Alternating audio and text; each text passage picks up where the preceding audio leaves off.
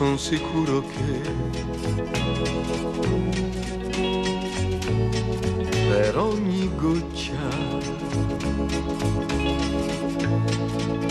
goccia che cadrà un nuovo fiore nascerà. E su quel fiore una farfalla volerà. Io son sicuro che in questa grande immensità qualcuno pensa un poco a me. Non mi scorderà, sì, io lo so. Tutta la vita sempre solo non sarò. Un giorno lo saprò. D'essere un piccolo pensiero nella più grande immensità di quel cielo. Sì, io lo so. Tutta la vita sempre solo non sarò.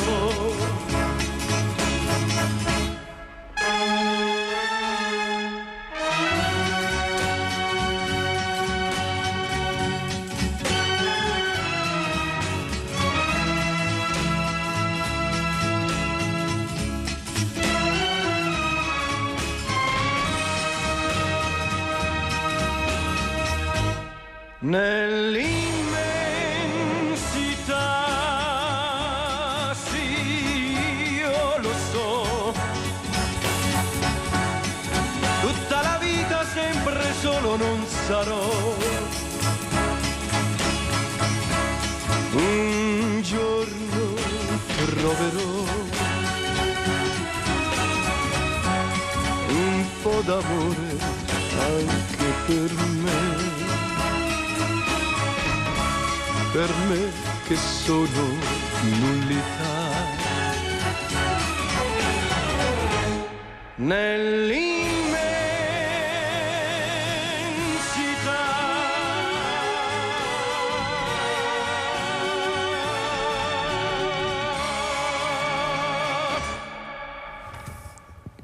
Buongiorno, buongiorno, l'immensità, questa bellissima canzone di Johnny Dorelli per ricordare che c'è una sola immensità, stanno distruggendo anche quella. Qui se qualcuno non riesce a capire l'importanza della Terra, del pianeta, di rispettare la natura, guardate, non ne veniamo assolutamente fuori.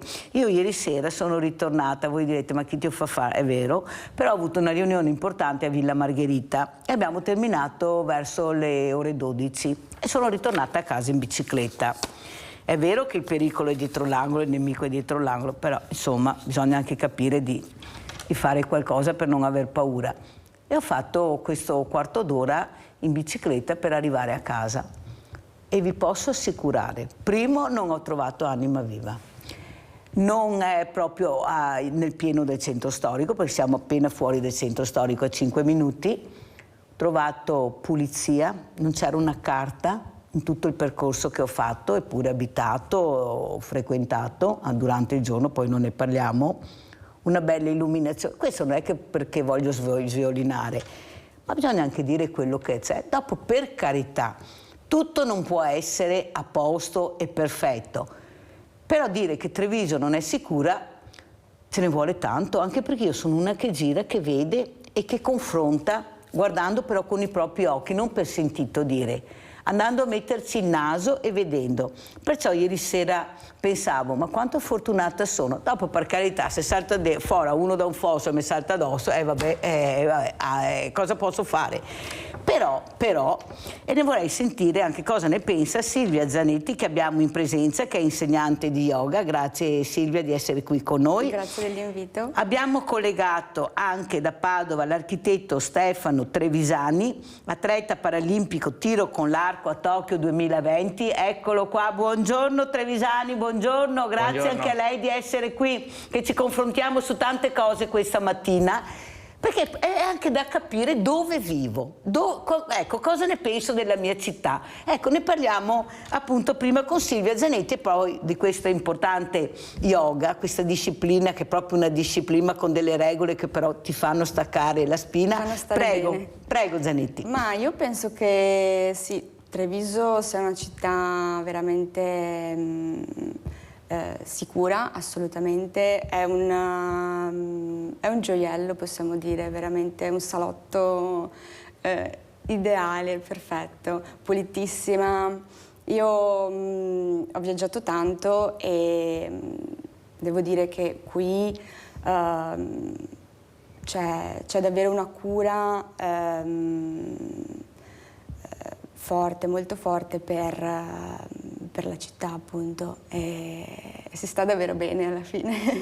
Anche perché i cittadini, anche ieri durante la giornata, vedevo quasi a livello maniacale come tengono gli giardini, gli orti, le rive all'esterno delle loro case. Anche ieri toglievano l'erba che magari non c'entravano niente, però tengono pulito anche oltre il loro confine, il loro cancello. C'è questa educazione civica, perché dobbiamo anche dirlo che siamo bravi, non a caso siamo ai primi posti come raccolta differenziata, cioè diciamolo anche che sono bravi sti cittadini trevigiani o no, Zanetti? Sì, anche solo il fatto che non c'è immondizia in giro, cioè ci sono tantissime città in Italia, anche all'estero, in cui è pieno di immondizia. Qui davvero è una cosa che non si vede, cioè non l'ho mai vista. Sentiamo cosa ne pensa anche l'architetto Stefano Trevisani, che invece vive a Padova. Prego Trevisani. Allora, non sono esattamente di Padova, sono in un piccolo comune in mezzo alle campagne. Meglio ancora. Esattamente a Correzzola. Ma io, diciamo, la mia storia è un po' differente. Io vengo da una grande città come Milano, sono nato e cresciuto a Milano e mi sono trasferito un paio d'anni fa qui. Ovvio, ci sono delle differenze tra vivere in una grande città dove magari c'è l'idea di essere più come posso dire, protetti da un certo punto di vista, perché si vedono più macchine della polizia, dei carabinieri per strada, però al tempo stesso magari c'è anche un tasso di criminalità più alto, perché comunque essendoci più persone in una città, magari a livello proprio statistico è la legge dei numeri, ecco. Diciamo che da passare da una grande città a vivere in mezzo alla campagna c'è un forte scossore iniziale, ecco. Però è questione di farci l'abitudine, ecco, perché comunque anche questa zona qua è piuttosto tranquilla, ci sono i servizi e comunque di polizia se ne vede in giro anche qua, e quindi si spera sempre che non capiti mai niente. Bravo, comunque si rivede in quello che ho detto e condivide le parole che ho detto, non lamentiamoci di quello che non c'è. Dopo, per carità, hanno talmente inculcato la paura, tutti gli anziani hanno paura, i diversamente giovani come li chiamo io, di uscire anche a portare l'immondizia, ma è perché c'è stato veramente un bombardamento tra baby gang, tra femminicidi, tra furti, che veramente la gente ha paura. E magari io, come fa Mirella, che va a casa a mezzanotte da sola in bicicletta perché ho deciso così, non perché qualcuno non venisse a prendermi o perché non avessi, ma era anche per capire dove vivo, perché è giusto anche provare, perché poi qualcuno, se ti ribatte, sai anche come rispondere. E come rispondiamo a questi ragazzi, a queste persone, a questi bambini che fanno poco sport, Silvia Zanetti? Questo veramente è una pecca che abbiamo questi ragazzini che soffrono di obesità, troppo seduti, ragazzi che non vogliono sentire di fare sport, non tutti perché ce ne sono anche tanti che lo fanno, però noi andiamo a mirare proprio quelli che non ne vogliono sentire, poi sono quelli che fanno parte di queste baby gang oppure che veramente sono a casa 24 ore su 24 e non escono più di casa, o i bambini cicciobello che non fanno proprio bene. Prego, cosa dice Zanetti, quanto aiuta lo yoga? Ma io dico che lo yoga, il movimento anche in generale, come dicevi, lo sport, è una medicina per me, cioè è qualcosa che può semplicemente cambiare la giornata, nel momento in cui, il giorno in cui si pratica uno sport, si pratica movimento, si pratica yoga, cambia completamente il modo in cui si affronta la giornata, si affrontano anche i problemi che si possono presentare, le difficoltà. Cambia completamente l'atteggiamento, ci si sente meglio, questo è il punto, ci si sente meglio fisicamente e mentalmente. Certo, ci vuole uno sforzo iniziale nell'iniziare, quello è il passo più difficile, però poi diventa un piacere, diventa una gioia e non si può più smettere. È difficile smettere quando inizi e capisci che veramente hai centrato l'obiettivo perché ti senti bene mentalmente, fisicamente, è molto importante. Condivide Travisani? Assolutamente, ovviamente lo sport è una medicina in tutto, dallo yoga al tiro con l'arco a altri sport, ecco. Sia dall'inizio, quando non ci sono, diciamo, velleità, obiettivi importanti, ma anche quando diventa, diciamo, anche una professione, lo sport ovvio diventa sempre un fattore un po' più stressante, ma è sempre un qualcosa che aiuta la mente e il corpo. Allora capiamo anche chi è Stefano Travisani. Perché il tiro con l'arco? Perché questa disciplina, Stefano? È stato un caso in seguito al mio incidente in mountain bike di ormai 7 anni fa. Praticamente ho scoperto durante la fase riabilitativa di avere questo talento nascosto nel tiro con l'arco. Io non avevo mai tirato una freccia in vita mia. E praticamente è stato il primo sport che mi hanno proposto per recuperare, diciamo, la muscolatura del tronco e della schiena e niente, ho iniziato con quello e ho proseguito. Basta mountain bike, basta bicicletta? Purtroppo mi sposto con altre ruote. Però ci sono delle ruote diverse che vi danno anche l'opportunità. Ricordiamo sempre il grande Alex Zanardi che ha dato dimostrazione che niente è impossibile. O sbaglio, Stefano? Esatto. Alex, io ho avuto, diciamo, la fortuna e l'onore di incontrarlo sempre, diciamo, nelle prime settimane dopo il mio incidente. Mi ha trasmesso tanta forza e mi ha fatto capire che poteva esserci un dopo, ecco, dopo quello che mi era successo, e quindi ho voluto crederci fin dall'inizio e per fortuna è andata bene, ecco.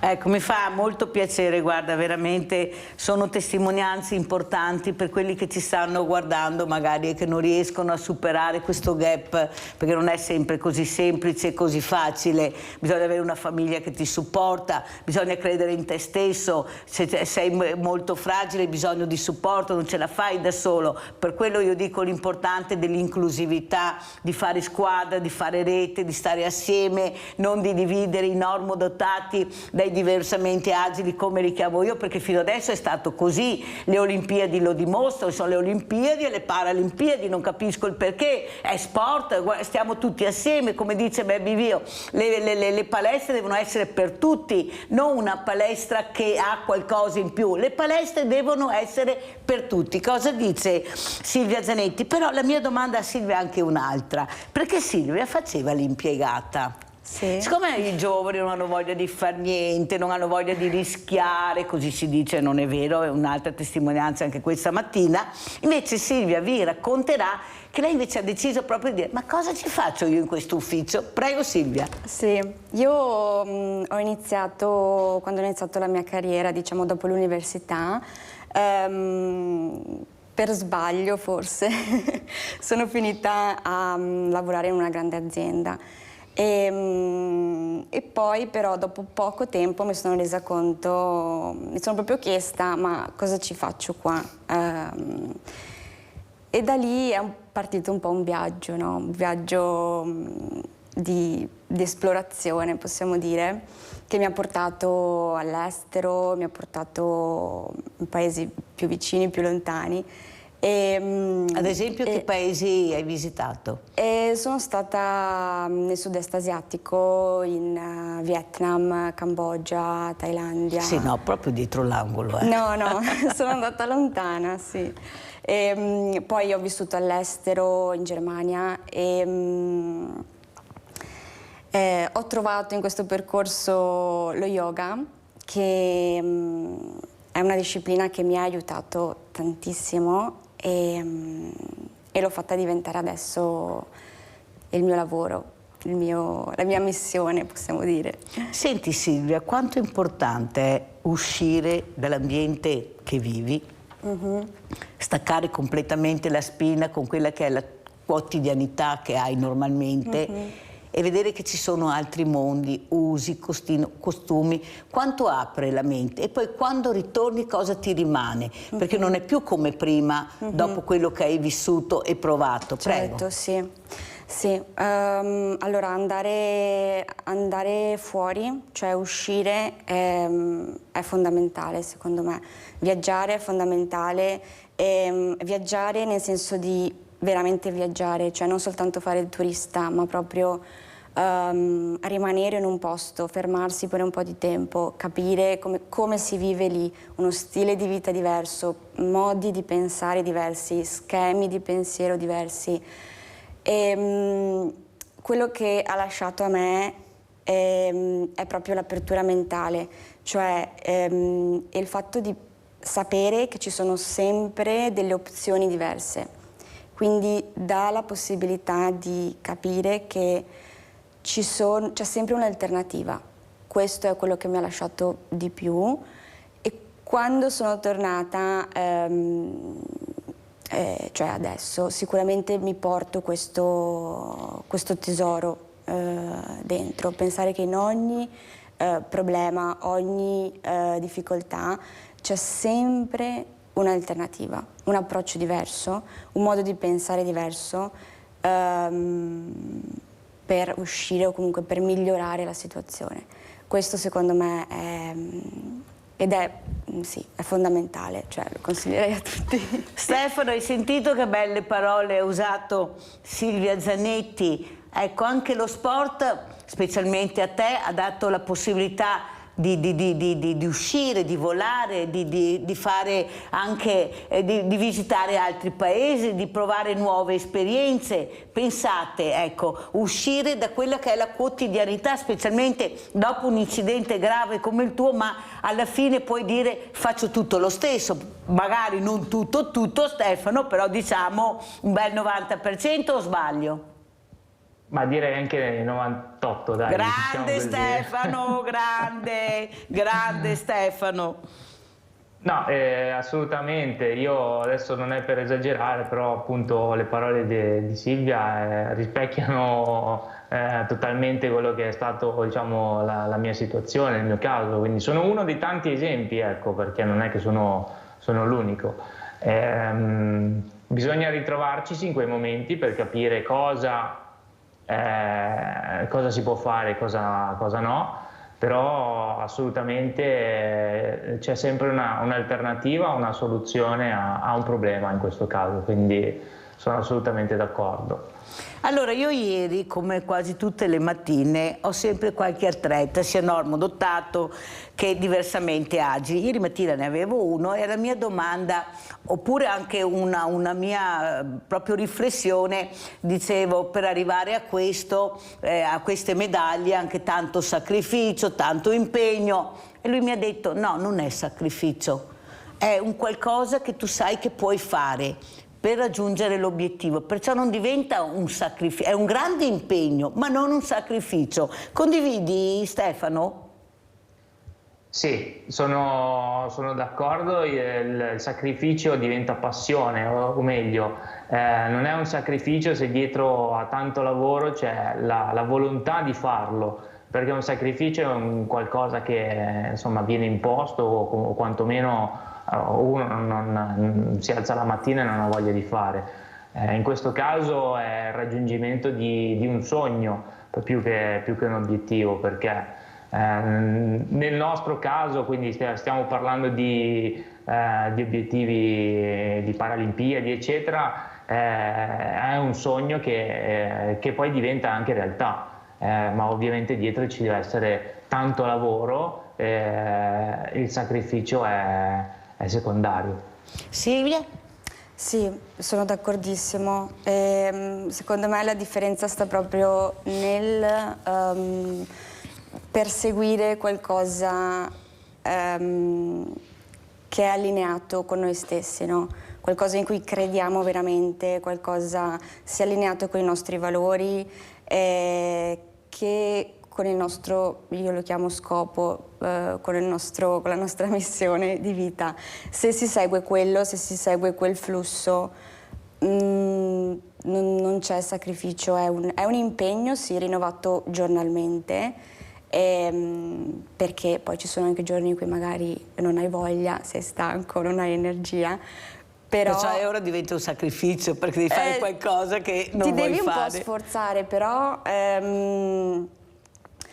secondo me sempre prendendosi poi dei momenti anche di nutrimento, di rigenerazione, avendo sempre l'intenzione e lo scopo davanti, poi cioè, è un fuoco che ti guida, che non ti fa fermare. Ecco, tu insegni, spieghiamo anche dove? Allora, io insegno ad Ossonna, Casier? Sì, Casier, nello studio, nello spazio che ho creato, che si chiama Silvia Zanetti Yoga Studio, ed è uno spazio in cui condividiamo pratiche yoga, ma non solo, pratiche di consapevolezza in generale, possiamo dire.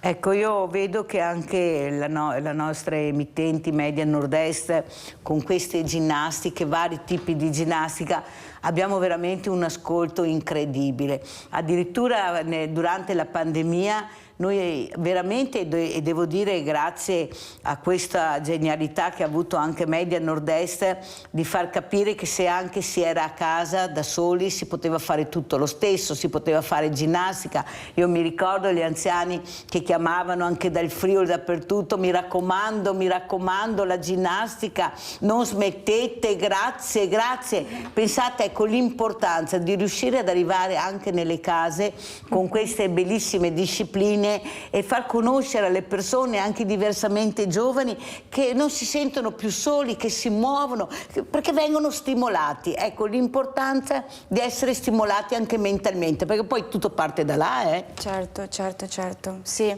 La cosa interessante dello yoga anche è che appunto è un'integrazione tra mente e corpo.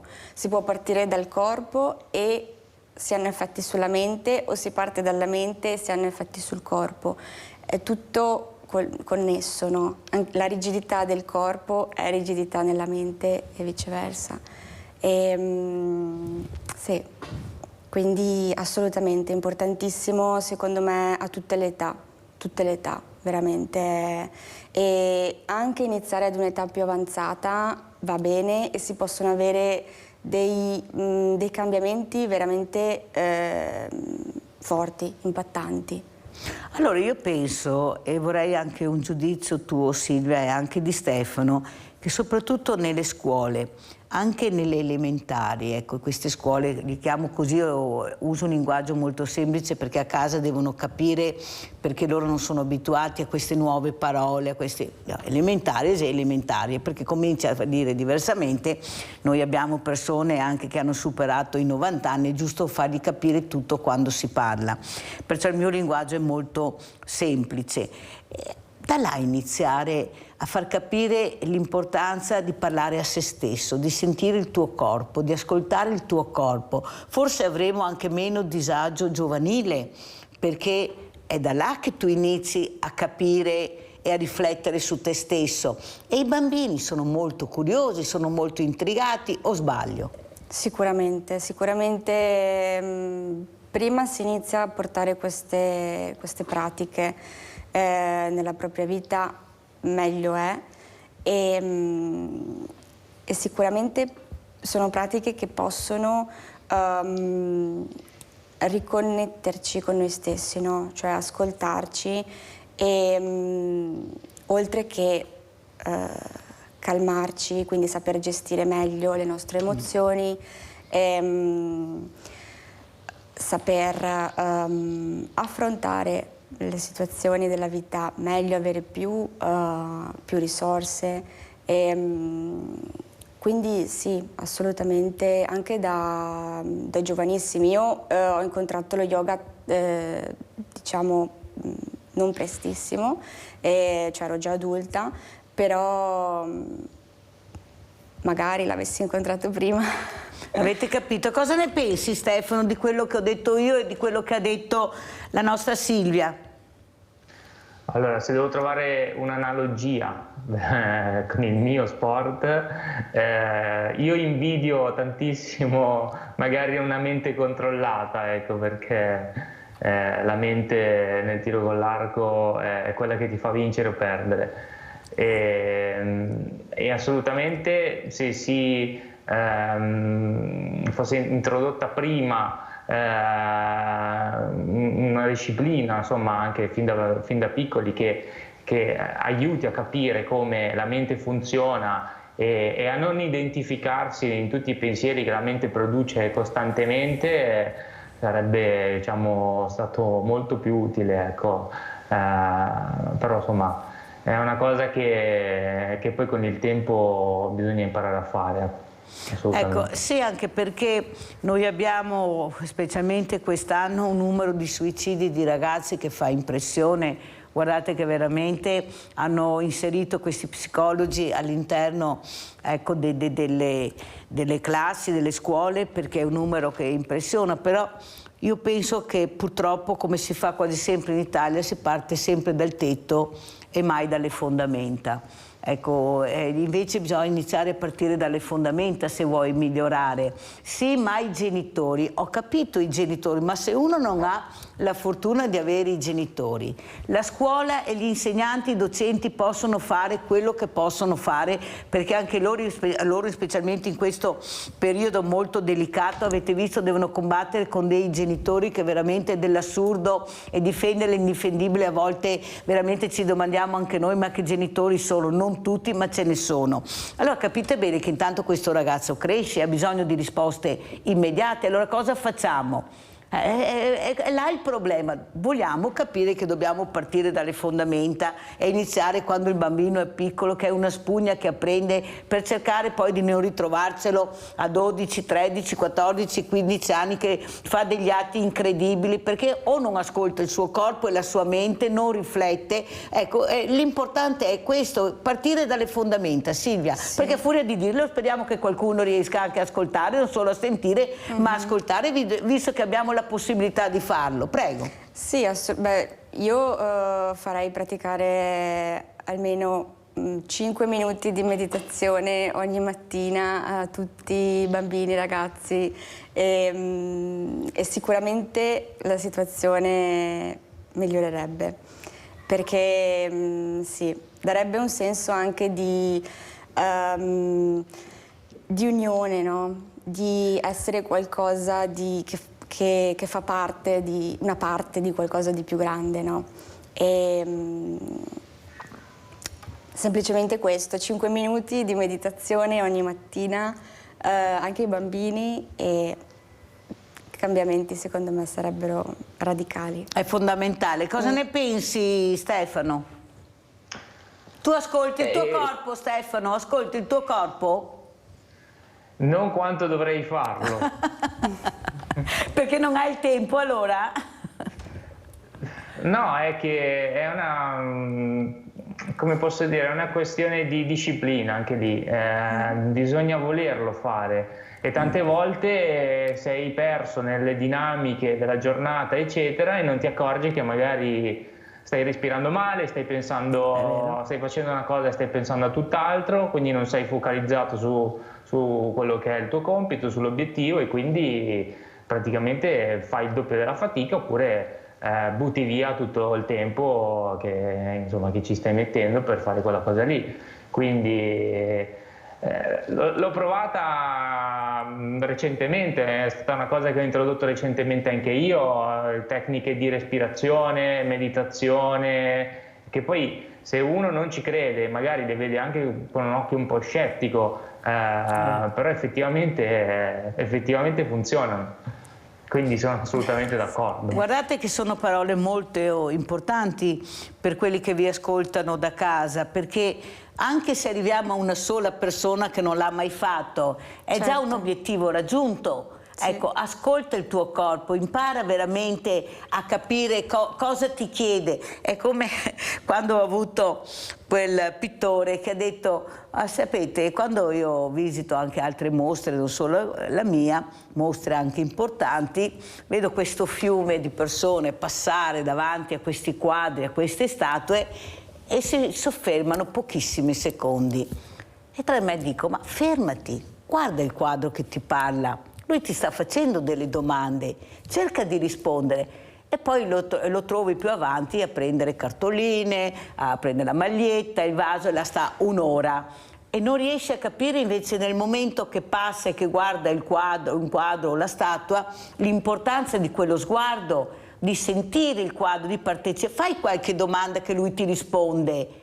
Oppure fai tu la domanda o viceversa. Cosa ne pensi, Silvia? Certo, l'importanza di fermarsi, secondo me è fondamentale, perché viviamo in un contesto super accelerato, velocissimo, con tantissimi stimoli e fermarsi, ovviamente ci vuole l'impegno perché spesso c'è il pensiero: devo fare questo, devo fare quell'altro, non ho tempo, ma l'importanza di fermarsi è fondamentale perché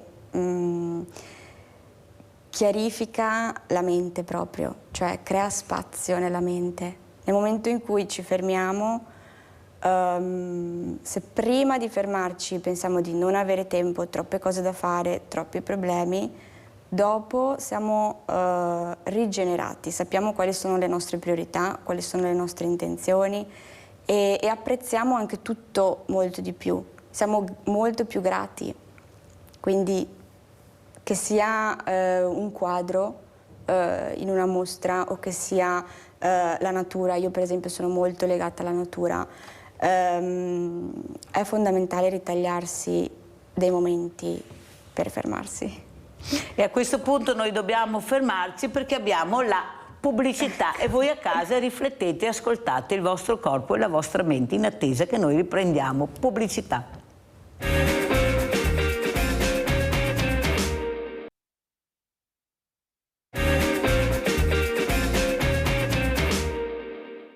Aveva solo 19 anni Denis Vidau, il ragazzo morto la scorsa notte nel tragico schianto frontale tra il suo scooter e un'auto in strada nuova per Opicina. Denis aveva da poco finito il turno di lavoro al bar Vatta, dove era impiegato da qualche mese e stava scendendo da Opicina per tornare a casa a bordo del suo motociclo, quando verso le 11:30, nel tratto compreso tra il semaforo dell'Obelisco e l'incrocio con via Commerciale, per cause al vaglio della polizia locale ha invaso la corsia opposta nella quale sopraggiungeva conduceva la Mercedes condotta da una donna di 57 anni. L'impatto è stato molto violento, tanto che il mezzo a 2 ruote è andato completamente distrutto. I sanitari hanno tentato una lunga e purtroppo vana rianimazione, ma non c'è stato nulla da fare. Il ragazzo è morto sul posto. Una tragedia che ha colpito le molte persone che conoscevano Denis, a cominciare dai colleghi del Caffè Vatta. Il titolare lo ricorda così. Lavorava ormai quasi un anno, 7-8 mesi, insomma, tutto un bel periodo. Oramai affiatato, uno di noi, ragazzo simpaticissimo, affiatato con tutti, veramente una grande perdita a livello umano, sì. Denis Vidau lascia i genitori e la sorella. Aveva frequentato la scuola professionale in lingua slovena ad Formandum di Trieste. Aveva tanti amici ed era molto conosciuto anche nella comunità carsica. Lui ha deciso di fare questo mestiere che era il suo buon sogno, è riuscito da noi pian piano a svilupparlo e si stava integrando molto bene anche in tutto l'ambito lavorativo, però purtroppo alla fine non è riuscito a portare avanti i suoi sogni. Oggi è stata una giornata durissima per noi perché aprire il locale, aver subito la mamma e la sorella qui alle 6 del mattino a darci questa notizia è stato veramente uno shock. Sull'incidente sono in corso accertamenti da parte della polizia locale. La donna alla guida della macchina è stata trasportata all'ospedale di Cattinare in ambulanza. Le sue condizioni non sono gravi. Per lei i sanitari hanno indicato il codice giallo. Sul posto anche i vigili del fuoco. Allora, perché ho fatto vedere questo servizio? Perché adesso arriva la bella stagione, tantissime motociclette, monopattini, biciclette. Stefano, tu che hai vissuto, ecco, cosa possiamo dire a questi giovani, a questi ragazzi, quasi sempre sono ragazzi giovanissimi, che non si rendono conto della velocità, oppure rispettare veramente la segnaletica.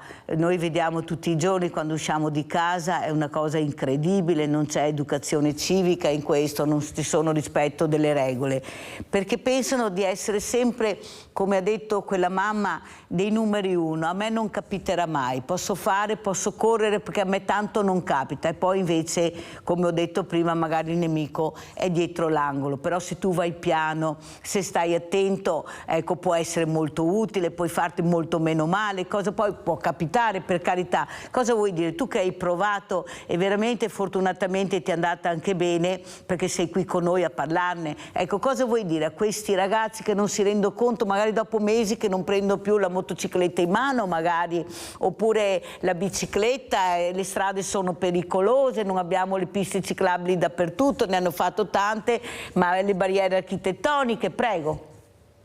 Sì, che la vita non è un gioco, quindi bisogna essere sempre consapevoli di quello che si sta facendo e avere le dovute attenzioni. Tutto può succedere, insomma, la situazione può cambiare in un solo secondo, quindi come giustamente hai detto tu, Mirella, io sono fortunato ad essere qua a parlarne, però purtroppo poteva anche andare molto peggio, quindi la testa sulle spalle e la mente ben collegata a quello che si sta facendo. Bravissimo. Visto che abbiamo parlato di mente prima. Allora, cosa vuoi dire? Sentiamo anche Silvia. Ecco, la mente nel momento che hai questa bomba in mano, che è la macchina, perché anche le piccole cilindrate ormai corrono tantissimo, ecco, l'importante è di avere la mente, il concentramento, essere concentrati su quello che fai. Mi sembra che nonostante, mamma mia, sentiamo un'informazione incredibile su questo, penso al nostro comandante di Treviso, ma non solo, della polizia locale, qua, attenzione quando vi mettete alla guida, attenzione, e invece niente da fare, cellulari a manetta, ecco, si legge il giornale, ci si trucca, e qual è il problema? Non si sta attenti, il limite di velocità non rispettato. Prego Silvia. Sì, io penso che nella macchina, cioè come ci comportiamo in macchina, telefono, distrazione, è un po' come ci comportiamo al di fuori, no? Cioè nella nostra vita quotidiana, solo che in macchina è più rischioso ovviamente. E quindi secondo me è importante coltivare un senso di proprio concentrazione, attenzione a quello che si sta facendo momento per momento, ancora di più quando si è alla guida ovviamente, perché c'è a rischio la vita stessa. Cosa vuol dire concentrazione? Tu che fai yoga? Perché non è mica così semplice. La parola è semplice, però Sì, si usa poco. è l'attenzione costante e ripetuta verso un oggetto di concentrazione, che può essere per esempio quello che stiamo facendo in un dato momento, o può essere qualcos'altro. Per esempio nella meditazione spesso si utilizza il respiro, ci si concentra sul proprio respiro. Se stiamo guidando significa guardare dove si sta andando e fare soltanto una cosa alla volta. Ecco, sentiamo anche, anzi guardiamo anche le foto che ci ha mandato Stefano Travisani, così le commentiamo, queste foto importanti che è un percorso della sua vita. Qui cosa stiamo vedendo? Io non le vedo le foto, eccole qua. Le vedi adesso? Sì. È la finale dell'arco ricurvo alle Paralimpiadi di Tokyo 2020.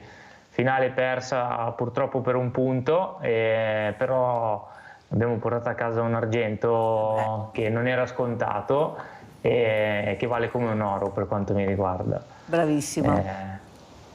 Questa era la partenza con Asia Pellizzari, altra atleta veneta, e questo sono io sulla linea di tiro. Allora, vedendo l'arco, mi viene in mente la disperazione di questa atleta che gli avevano rubato l'arco, perché per lei era solo quello il suo arco, non poteva esserci un altro. Ecco, questo rapporto con questo strumento, ecco, quanto è importante, perché fa parte poi del vostro essere anche l'arco, lo strumento che adoperi tutti i giorni, col quale riesci anche a vincere, ecco, che ti accompagna. E mi ricordo la disperazione veramente incredibile di questa perdita, per lei veramente una cosa immane e importante. Prego. Ovviamente è lo strumento per eccellenza, no? Ognuno ha il proprio. Prima per me era la mountain bike, adesso è diventato l'arco. È ovvio che giorno per giorno, utilizzando lo stesso strumento, si instaura un rapporto anche affettivo, no? Quindi quando qualcuno te lo sottrae è normale che, oltre al danno in sé, al quale comunque si trova sempre la soluzione, però dici cavolo, quello era il mio arco e io lo rivoglio, perché con quello magari ci ho vinto quella gara importante, insomma tutta una serie di questioni affettive non da poco. Senti Stefano, tu sei anche architetto, però impegni tantissimi, come si parlava prima, però l'obiettivo secondo me è questo, tu arrivare a fare delle gare e a vincere, però vuol dire anche allenamento. Ecco, come riesci veramente a far coincidere tutto questo perché non diventi appunto un sacrificio? E quante ore ti alleni? Ma premesso che ho una storia molto simile a quella di Silvia, io ho deciso di dedicarmi appieno da qualche anno ormai alla mia attività sportiva. No, allora dovete conoscervi, sì, beh, veramente, vai. Sì, qualche anno fa io ero dipendente anch'io di un'azienda, lavoravo nell'ufficio tecnico e in virtù degli obiettivi che stavano per arrivare e insomma della situazione ho ascoltato il mio corpo e ho deciso di buttarmi appieno al 100% in questa nuova vita e quindi insomma questo è diventato il mio lavoro, ecco, e quindi mi alleno quotidianamente e cerco di lavorare su tutti i dettagli che sono quelli che poi fanno la differenza nelle trasferte internazionali importanti, perché noi lavoriamo anche 4 anni per tirare anche solo una freccia che determina la vittoria o la sconfitta alle Paralimpiadi. Quindi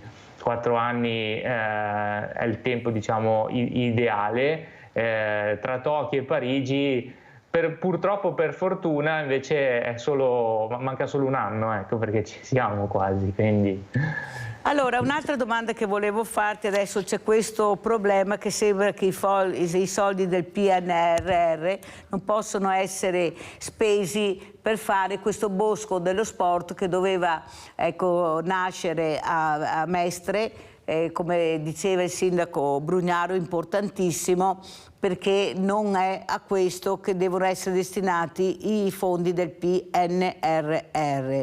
Però io ho parlato con tanti sportivi, anche dirigenti e anche presidenti, sia il presidente Dino Ponchio che il presidente Ruggero Vilnai, i quali continuano a dire abbiamo poche strutture, dobbiamo investire di più, dare la possibilità a questi giovani di avvicinarsi a queste discipline sportive, perché veramente sono pochissime. Tu cosa vuoi dire? Poi sentiamo anche Silvia Zanetti. Prego, Stefano Travisani.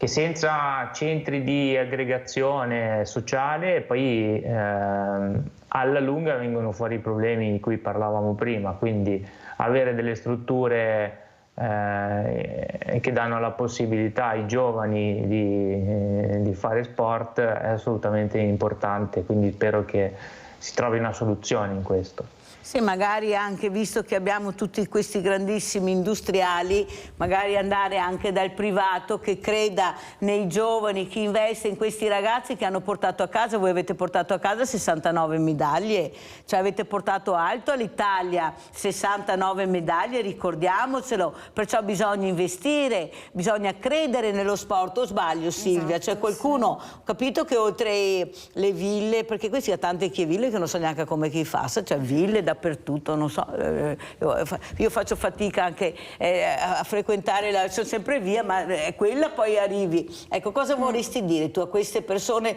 di credere nei giovani, di investire, ecco, anche nel mondo dello sport?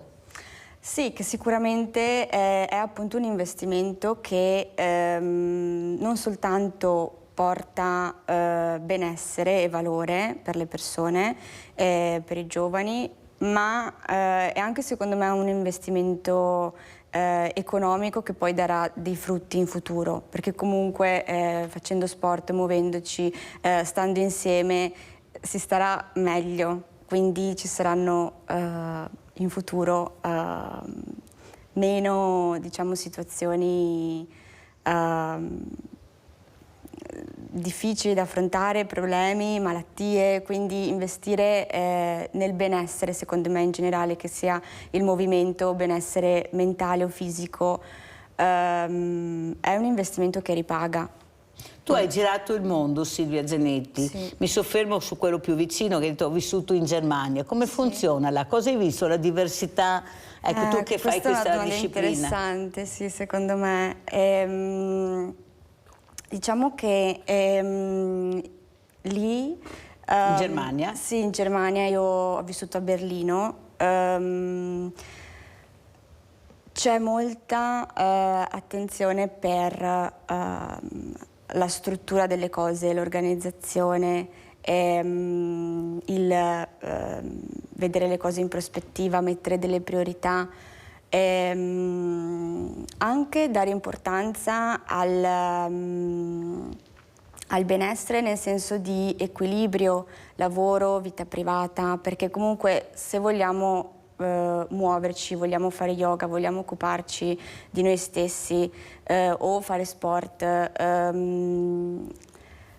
serve anche un equilibrio, cioè serve anche avere il tempo, le risorse, i modi per farlo, quindi una struttura di base che lo consente. E lì sicuramente da questo punto di vista forse abbiamo un po' da imparare. Ecco, l'ha detto sottovoce, invece lo direi a voce alta, forse basta copiare forse che qualcosa, sì. Ecco, riusciamo, noi abbiamo copiato il peggio del peggio, penso a questi enormi centri commerciali dimenticando la bellezza che avevamo nei nostri centri storici, di queste realtà piccoline che tutti ci invidiavano. Allora le famose boutique, i famosi artigiani, sparito tutto perché si doveva copiare dall'America le cose più negative. Però una cosa molto bella che ha detto Silvia Zanetti, però oltre a questo ho parlato di soldi. Non ti sembra però, Stefano, che costi troppo lo sport? Non tutti possono permetterselo. Io ho sentito il presidente Dino Ponchio che ha chiesto alla Regione Veneto di aiutarlo, di investire di più, perché con quei pochi soldi non riesce ad arrivare. Qualcosa è arrivato di più al presidente Ruggero Vilnai, ecco, per il mondo dei diversamente agili, però si fa sempre fatica. È una famiglia che non può permettersi. Cosa fa questo ragazzo? Ecco, nelle scuole 2 ore alla settimana, pochissimo. Cosa vorresti dire, Stefano? È assolutamente vero. Lo sport comunque ha un impatto economico sull'individuo non da poco. Poi a seconda dello sport che si vuole o si sceglie di fare. Sicuramente ci sono dei bandi di concorso, degli aiuti per le società, le quali possono mettere nelle condizioni migliori l'atleta o la persona che vuole iniziare a fare sport, però non è così semplice, ecco. Ed è un peccato, perché tante persone che magari possono alla lunga arrivare a buoni livelli, ad alti livelli, magari sono costretti o a fermarsi o a rimanere al livello al quale sono proprio per un discorso di mancanza di fondi. Perché se parliamo anche nel mio sport, comunque l'attrezzatura per arrivare, diciamo, ad alti livelli costa tanto, e quindi è un peccato, ripeto, è un peccato, però diciamo che le società dovrebbero essere più supportate dalle federazioni, dal governo, insomma, in questo caso, per permettere a tutti di avere questa possibilità. Ecco. Però Stefano, no, io non riesco a capire. Allora, nel calcio girano tanti di quei soldi da far spavento, una cosa incredibile, dei numeri che fanno rabbrividire. Però il grande campione viene fuori dalla piccola società, non è che lo trovi subito nella grande società, ed è là il cuore pulsante dell'atleta, che lo vedi, che si forma. Perciò bisogna investire nelle piccole società se vuoi avere degli atleti. Io guardavo l'altro giorno la partita Inter-Milan, mi sembra, Juventus-Inter, cioè non era neanche un italiano. Italiano nel senso, hai capito? Cioè, ma allora di cosa stiamo parlando? Perché questo? Una volta gli oratori, ad esempio, questi campetti da calcio che avevano, tu passavi, erano sempre strapieni di bambini, di ragazzi. Sparito tutto, sparito tutto. Per forza poi vediamo i nostri dove sono, ma non i nostri nel senso per fare una distinzione. Però vedi che c'è qualcosa che non c'è più, o sbaglio, Stefano? Sono d'accordo, ho vissuto anch'io la fase degli oratori ed era un piacere passare le giornate a giocare, a fare sport, ma adesso purtroppo le cose sono cambiate ed è veramente un peccato aver perso un elemento di aggregazione sociale così, ed è tutto legato alle piccole società che cercano di andare avanti nel miglior modo possibile, e alcune riescono più delle altre, però è tutto lasciato al caso, ecco. Allora, visto che ormai siamo in chiusura, che appello vuoi fare, specialmente alla politica? Perché è là che parte tutto, non c'è niente da fare, la stanza dei bottoni è a Roma, il ministro è là, dobbiamo anche cercare di fargli arrivare queste voci, perché così non può continuare assolutamente. Inutile che parliamo di baby gang, di movida sfrenata, se poi non diamo la possibilità di crescere nella maniera giusta e nel modo giusto, specialmente con queste discipline che hanno regole, orari, sacrificio, anche se qualcuno vuole chiamarlo impegno, chiamiamolo. Prego, che appello vuoi fare? E poi ti salutiamo, Stefano Travisani. Ma semplicemente di ricordarsi di noi, ecco. Non solo quando portiamo a casa medaglie importanti, ma anche nella vita di tutti i giorni. E salutiamo l'architetto Stefano Travisani, atleta paralimpico tiro con l'arco Tokyo 2020. Un grande abbraccio, veramente grande Stefano, e una buonissima giornata. Silvia Zanetti, tu che appello vuoi fare invece alla politica? Sentiamo Silvia Zanetti. Ma io chiedo, mi auguro che venga dato un po' più di peso e centralità alla persona, al benessere della persona, fisico e mentale. Quindi non soltanto diciamo l'aspetto economico, ma che venga considerato anche il benessere della persona. E salutiamo anche Silvia Zanetti, insegnante di yoga a Casale sul Sile, Treviso. Grazie Silvia, pubblicità.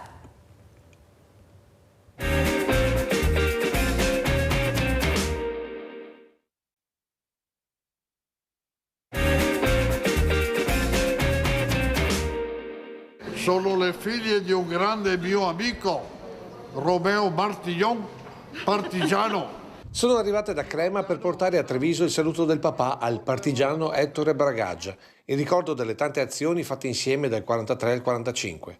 Anche così si onora il 25 aprile, ascoltando i protagonisti della liberazione. Lui era nell'aeronautica, era a Spalato, e dopo, mi sembra dopo l'8 di settembre, così era dovuto scappare, aveva dovuto buttare via le divise, aveva fatto una fuga un po' rocambolesca e niente, è andato a finire è arrivato a Treviso in treno, insomma, nascondendosi un po'. Senta, ma secondo lei è ancora un senso festeggiare il 25 aprile? Ma secondo me direi proprio di sì.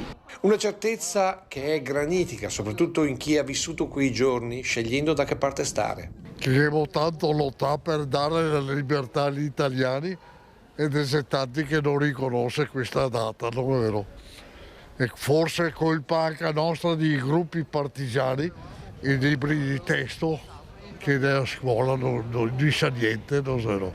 È convinto che ci sia un po' di revisionismo? Revisionismo, ma è tutto un gioco, perché te vedi, non è vero? Che la cresta fascista sta nascendo ancora. Per il partigiano Bragaggia, se non staremo attenti, è una storia destinata a ripetersi. I punti che noi avevamo in Italia si chiamava Mussolini, in Russia adesso c'è Putin, che è andato in cosa, dove sono andati? In Ucraina sono andati. No. E noi altri con il Putin Mussolini abbiamo fatto la guerra di Africa, siamo andati in Albania, non so, vero, comandare militari dappertutto, morti dappertutto, non so, perché avevamo il Putin.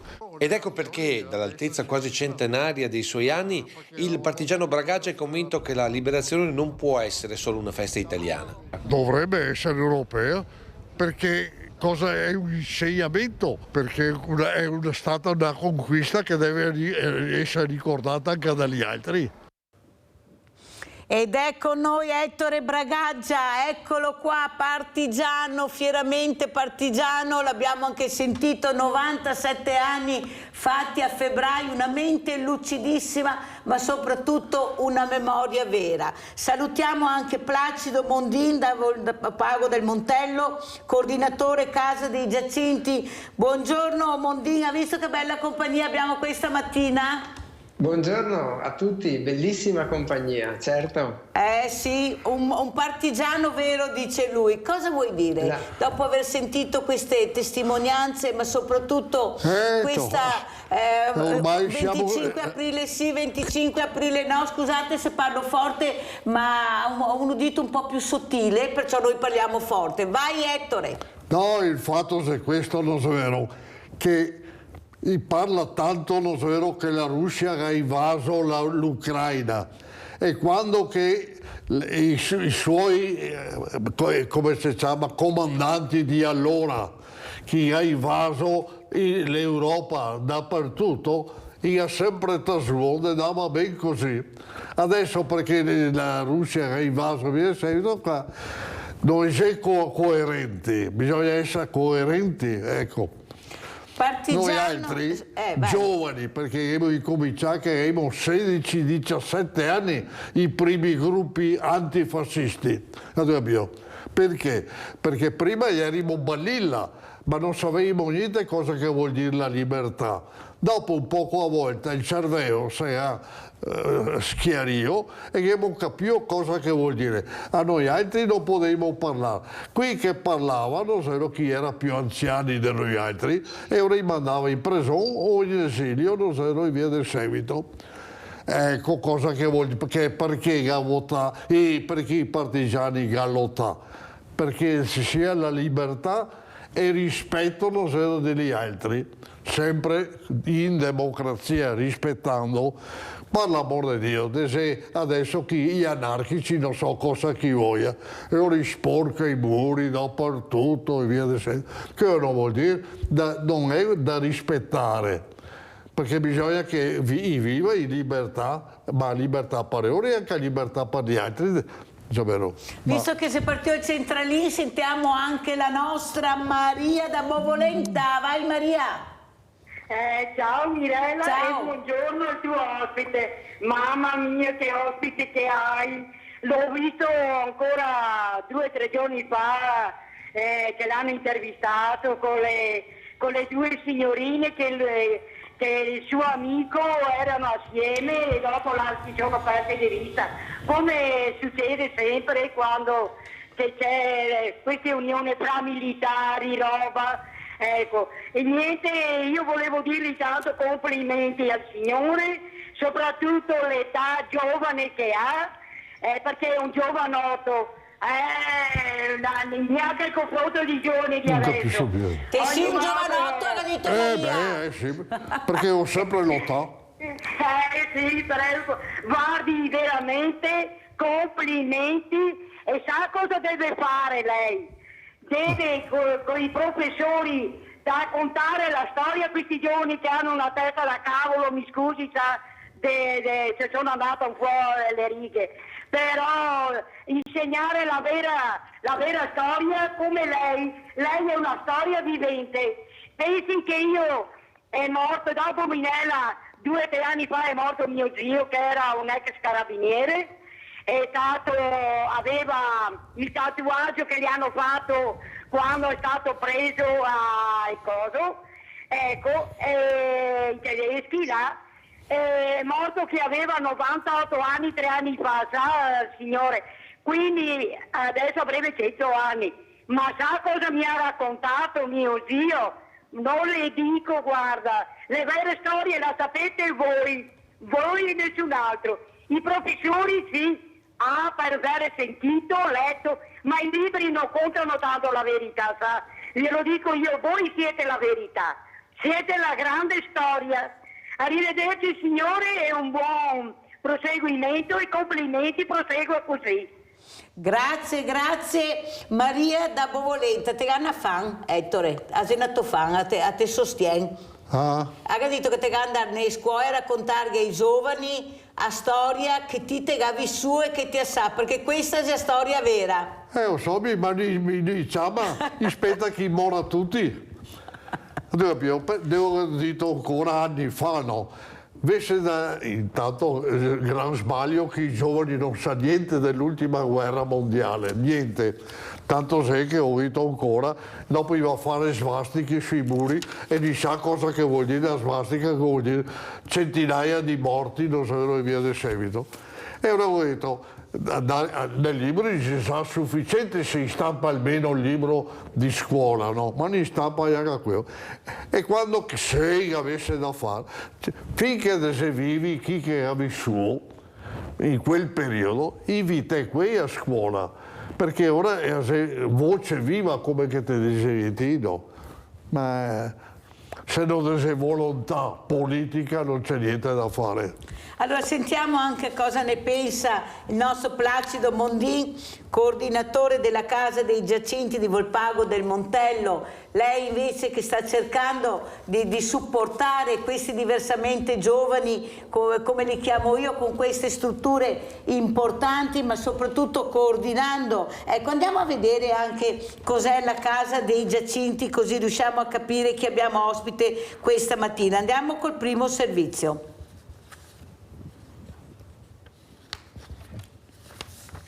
Video Casa dei Giacinti.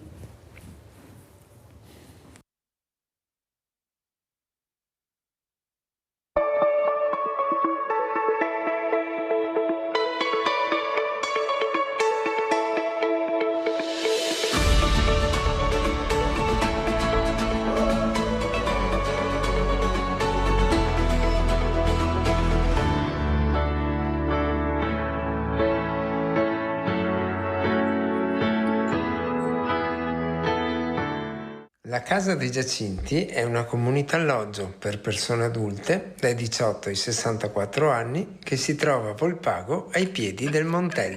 È un servizio residenziale sulle 24 ore che accoglie 20 persone con disabilità, prive di nucleo familiari o per le quali sia impossibilitata la permanenza a casa.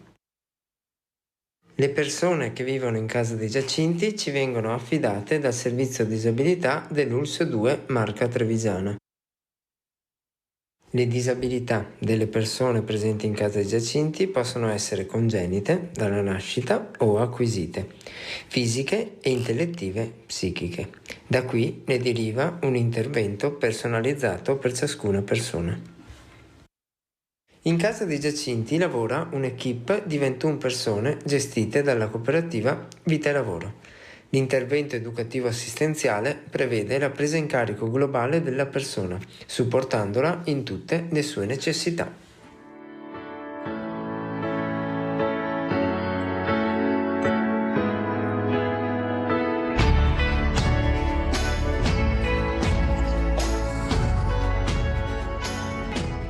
Ogni utente aiuta nelle routine domestiche della Casa dei Giacinti secondo le proprie capacità. Esistono, ad esempio, dei turni cucina dove ciascuno aiuta nel riordinare la cucina dopo la colazione, nel preparare la merenda, nel preparare le tavole, aspettare la mensa a pranzo a cena, fare le pulizie e riordinare la spazzatura.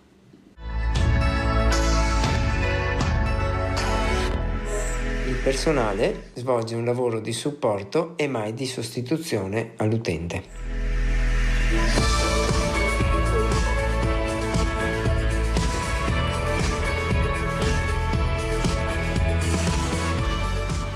Lo scopo principale del nostro lavoro è far emergere le capacità residue, incrementandole dove possibile.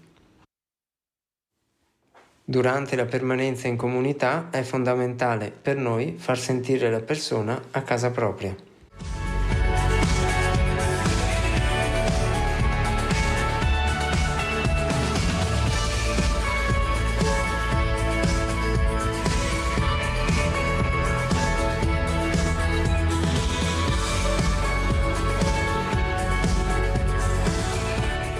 In comunità è importante anche la cura del verde e del giardino esterno, compreso l'orto, e del nostro animale domestico Sissi. Oltre alle proposte di laboratorio, alle volte in supporto anche ad alcune aziende locali, le attività sono le più svariate e seguono gli interessi e le proposte degli utenti.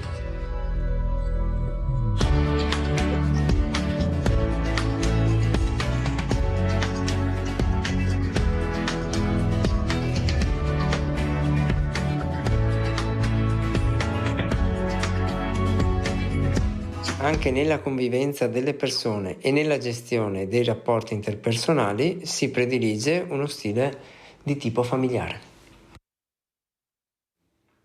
Oltre ad uscite di gruppo per commissioni varie, alcuni si spostano autonomamente nel territorio, con i propri mezzi, ad esempio bicicletta o i trasporti pubblici.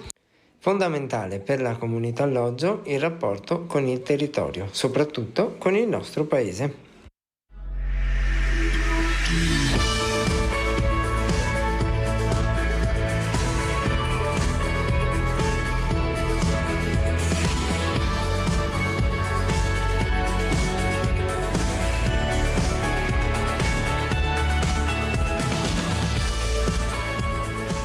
Non mancano in Casa dei Giacinti i momenti di festa, con musica e balli, le festività passate tutte assieme, il festeggiamento dei compleanni, le notti in tenda, le gite o le uscite in giornata che possono essere culturali o alla scoperta del territorio e i tanto attesi soggiorni estivi di una settimana.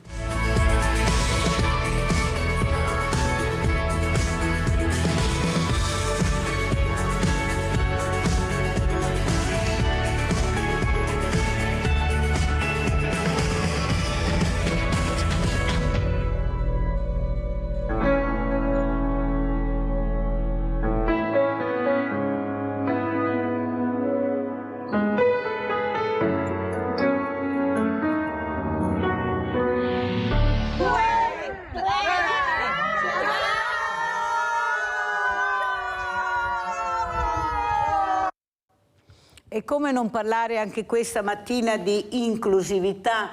Ne parliamo questa mattina con Placido Mondin e abbiamo conosciuto anche questa realtà, questa Casa dei Giacinti a Volpago del Montello che magari qualcuno non conosce.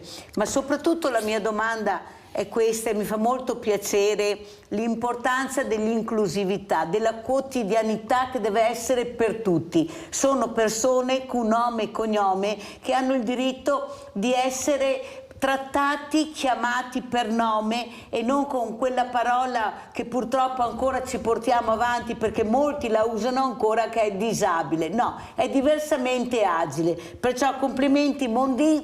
E come mai questa scelta? Ecco, perché è diventato coordinatore di questa Casa dei Giacinti? Ecco, questa casa alloggio, diciamo. Io credo di essere fortunato di poter fare questo lavoro, prima come educatore, adesso come coordinatore. Saluto i ragazzi che si sono appena visti in TV e li sento qui di fianco. Allora li salutiamo tutti, Ettore, salutiamo la casa saluta, ciao ragazzi, dica. La Casa dei Giacinti. Casa dei Giacinti. Saluti i ragazzi della Casa dei Giacinti. Ah, bene. No, saluti, dica ciao. Ciao, ciao, ciao. Hola. Tanti saluti, tenete duro. Ecco, tenete duro. Allora, Mondin, ecco l'importante. Mi piace questo passaggio di chiamare le persone. Noi da qualche tempo abbiamo lasciato da parte le etichette e le chiamiamo persone, le persone che vivono in Casa dei Giacinti, perché davvero devono essere trattate come persone e con un intervento personalizzato e quindi non con progetti che coinvolgono tutti, ma ognuno ha la sua specificità e ognuno ha le sue risorse. E quanto responsabili sono su quello che fanno. Certo che però bisogna sempre coordinarli, cercare loro dare degli attrezzi che non si possono anche far male, bisogna stare attenti a un po' tutto, ma è l'educatore, è il coordinatore che deve seguire questa prassi che dovrebbe essere una prassi normale, perché giustamente un ospite che ho avuto la scorsa settimana, parlando di quel fatto purtroppo che è accaduto vicino a Zero Branco, ha detto non si può dare un coltello a una persona che sai che ha dei problemi, ecco, dagli un pelo a patate che forse è meglio e si fa meno male o può fare meno male, ecco, bisogna stare attenti. Assolutamente sì. Cosa ne pensa Mondin? Assolutamente sì, e bisogna avere 1000 occhi e questo mi è d'occasione per ringraziare tutti gli operatori che lavorano in Casa dei Giacinti, ma in cooperativa, e tutte le persone che lavorano nel sociale, perché davvero è un lavoro che è molto importante.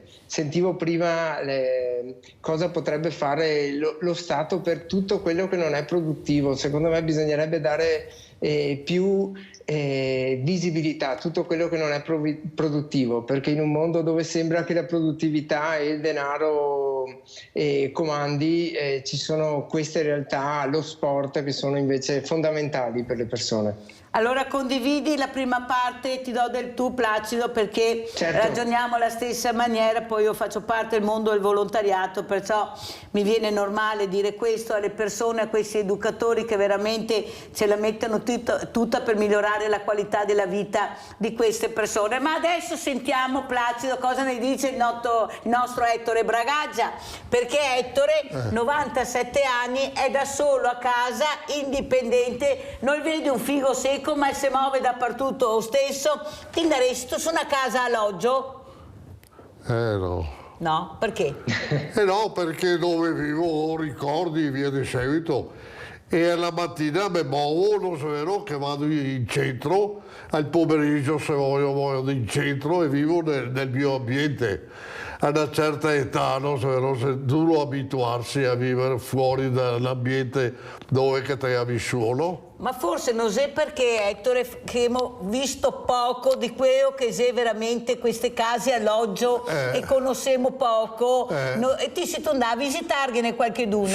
Sempre vado a trovare gli anziani. E cosa te fa? Ma dove vai tu a trovarli?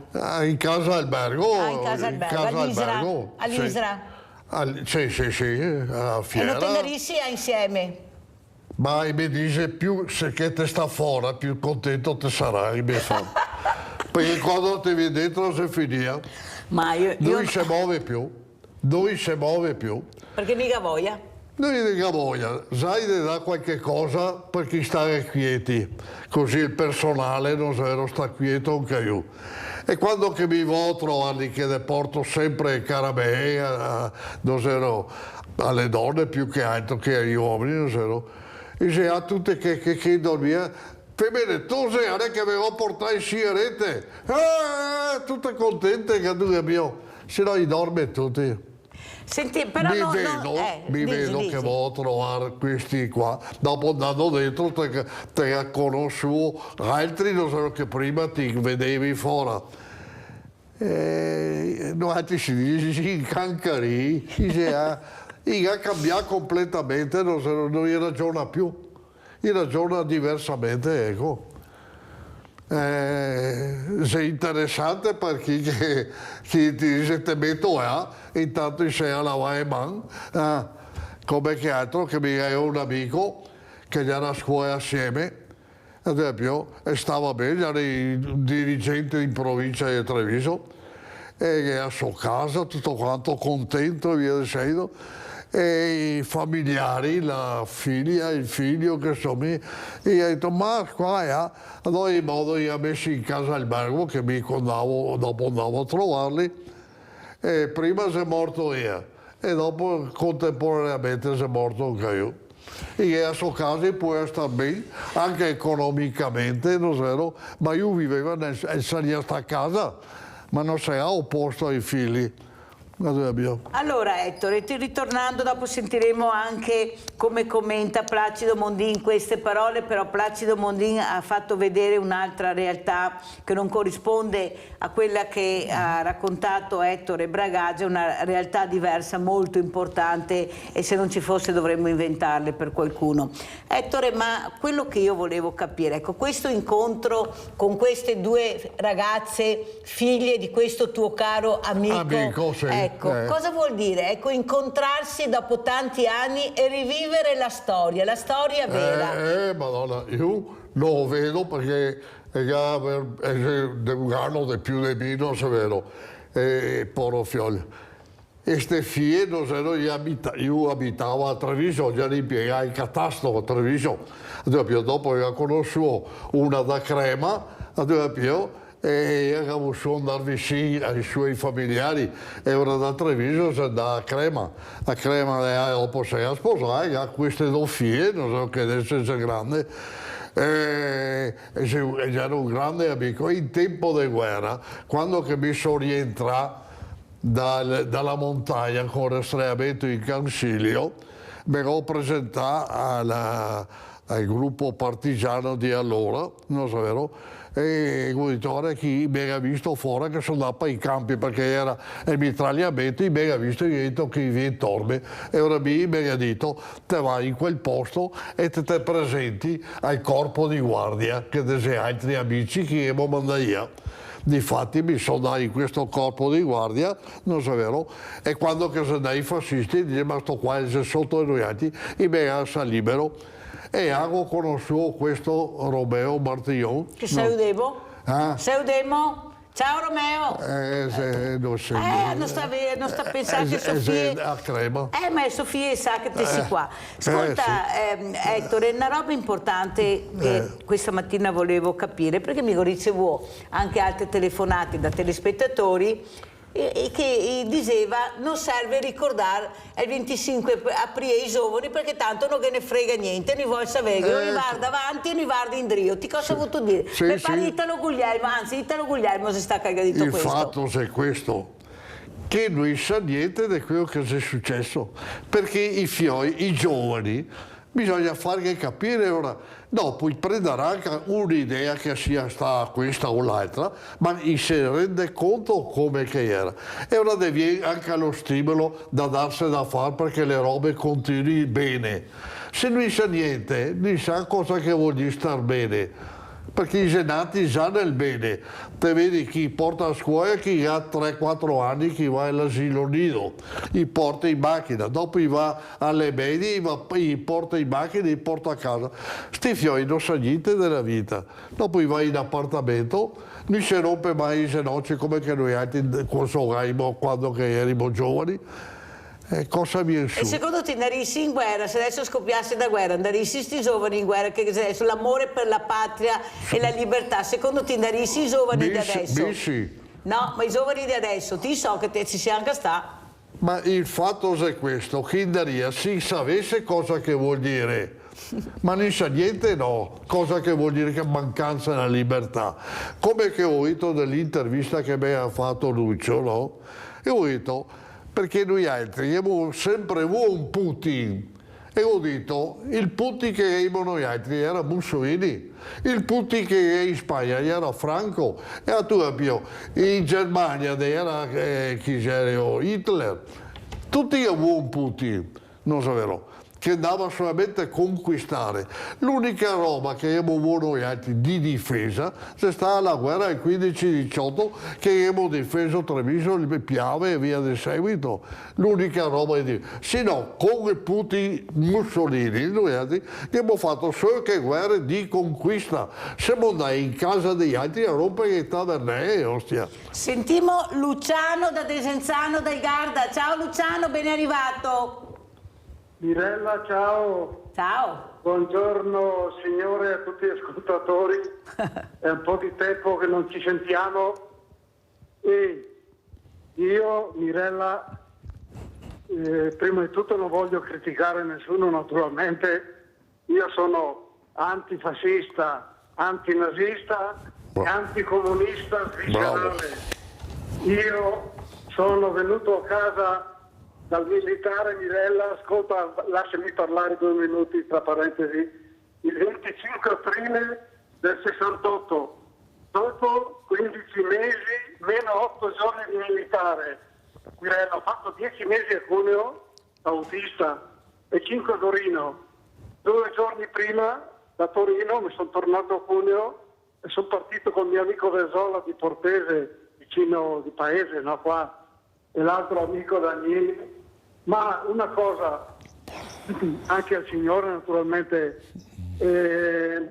io ho studiato sul 46, dal 52 al 64, fino a 18 anni, e non ho mai sentito, e sono contento di parlare di guerre, né la prima né la contro. La gente pensava a lavorare, Mirella, allora la gente. Anche i giornali, perché compravo, insomma, mio padre, io porto il nome e cognome di uno dei 4 figli maschi del mio nonno, fratello di mio padre. Il mio nome, io non ho mai sentito, Mirella, e mi ricordo come fosse stato ieri, passavano i primi turisti tedeschi con le moto, no? Sono caduti con la Vespa. L'hanno portato dentro sul divano pieno di sangue, me lo ricordo come ieri. Io non ho mai sentito mio padre e il mio mio zio è là in Germania sepolto, il figlio e la figlia, che aveva già 2 figli. Il figlio, mio cugino, è andato 50 anni fa con un amico e ha fatto anche la foto della tomba di suo padre. Scusa, mi viene un po' la tomba con sul nome e cognome col marmo bianco. Niente, voglio dire, dovrebbero parlare ai giovani di tutte le guerre, ma specialmente anche dal comunismo, cominciando dai 15-17 anni, ma non solo. Come mai siamo arrivati, Mirella, dopo 78 anni con questo odio? Io vorrei sbagliarmi, ma per ripeto, io sono una persona la più buona del mondo. Come mai c'è questo odio dalla sinistra verso vogliono comandare loro? Non hanno vinto i partigiani, non hanno vinto i comunisti, scusa, i comunisti qua non sono stati comunisti, sono stati partigiani, tutti partigiani, diciamo, e poi siamo stati salvati dagli americani. Purtroppo hanno qua ancora le basi, qua io ho le bombe atomiche qua a 15 km in linea d'aria. Voglio dire, Mirella, dovrebbe insegnare ai giovani non di odiare, perché altrimenti la Russia dovrebbe odiare la Francia per Napoleone e anche Verona. Sai che c'è tra pochi giorni le Pasque veronesi, dovremmo odiare i francesi. Voglio dire questo, insegnare la vera storia e basta con questo odio in Italia della sinistra. Grazie a Luciano da Desenzano. Grazie, sentiamo come risponde il nostro Ettore Bragaggia, perché tutto sto odio di a sinistra verso questa destra, secondo me, che voleva dire, so che non l'ho capito, ma ti dico perché a sinistra odia a destra, dice Luciano, i giovani bisogna insegnargli, no farli odiare. Chi dice così? Luciano Cagacciamà. Da insegnare ai giovani? Di non odiare, e a sinistra non ha da odiare a destra. Ma io odiare la destra perché la destra va avanti cercando di odiare. Te hai visto che adesso la Presidente del Consiglio nostro, non so che è di estrema destra, Giorgia Meloni? Esatto. La Premier. Della destra, non so vero? Vabbè, a fare il Consiglio dei Ministri il 1° maggio. Perché non riconosce la festa dei lavoratori, lo fa per dispetto. A dove abbiamo? Il 1° maggio fa il Consiglio dei Ministri e via di seguito.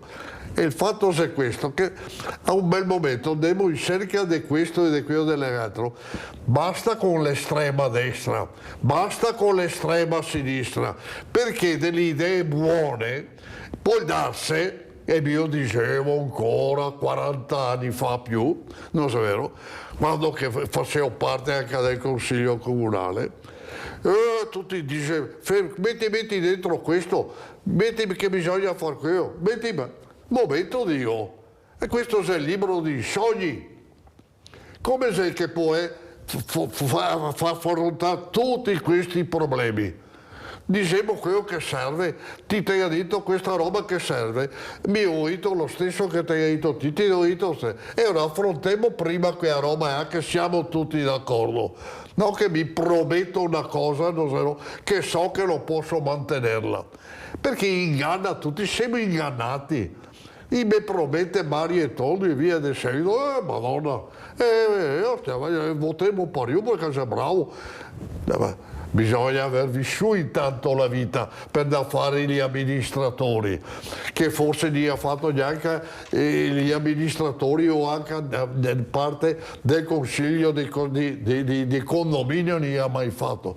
Noi abbiamo gente a volte preparata e la gente preparata si trova che dopo si è isolata, perché se ti interrompi le scatole, è poco da fare. Te parli con una che ne sa qualcosa, te ne parli con una che ne sa qualcosa. Senti Ettore, però domanda di Luciano è anche questa.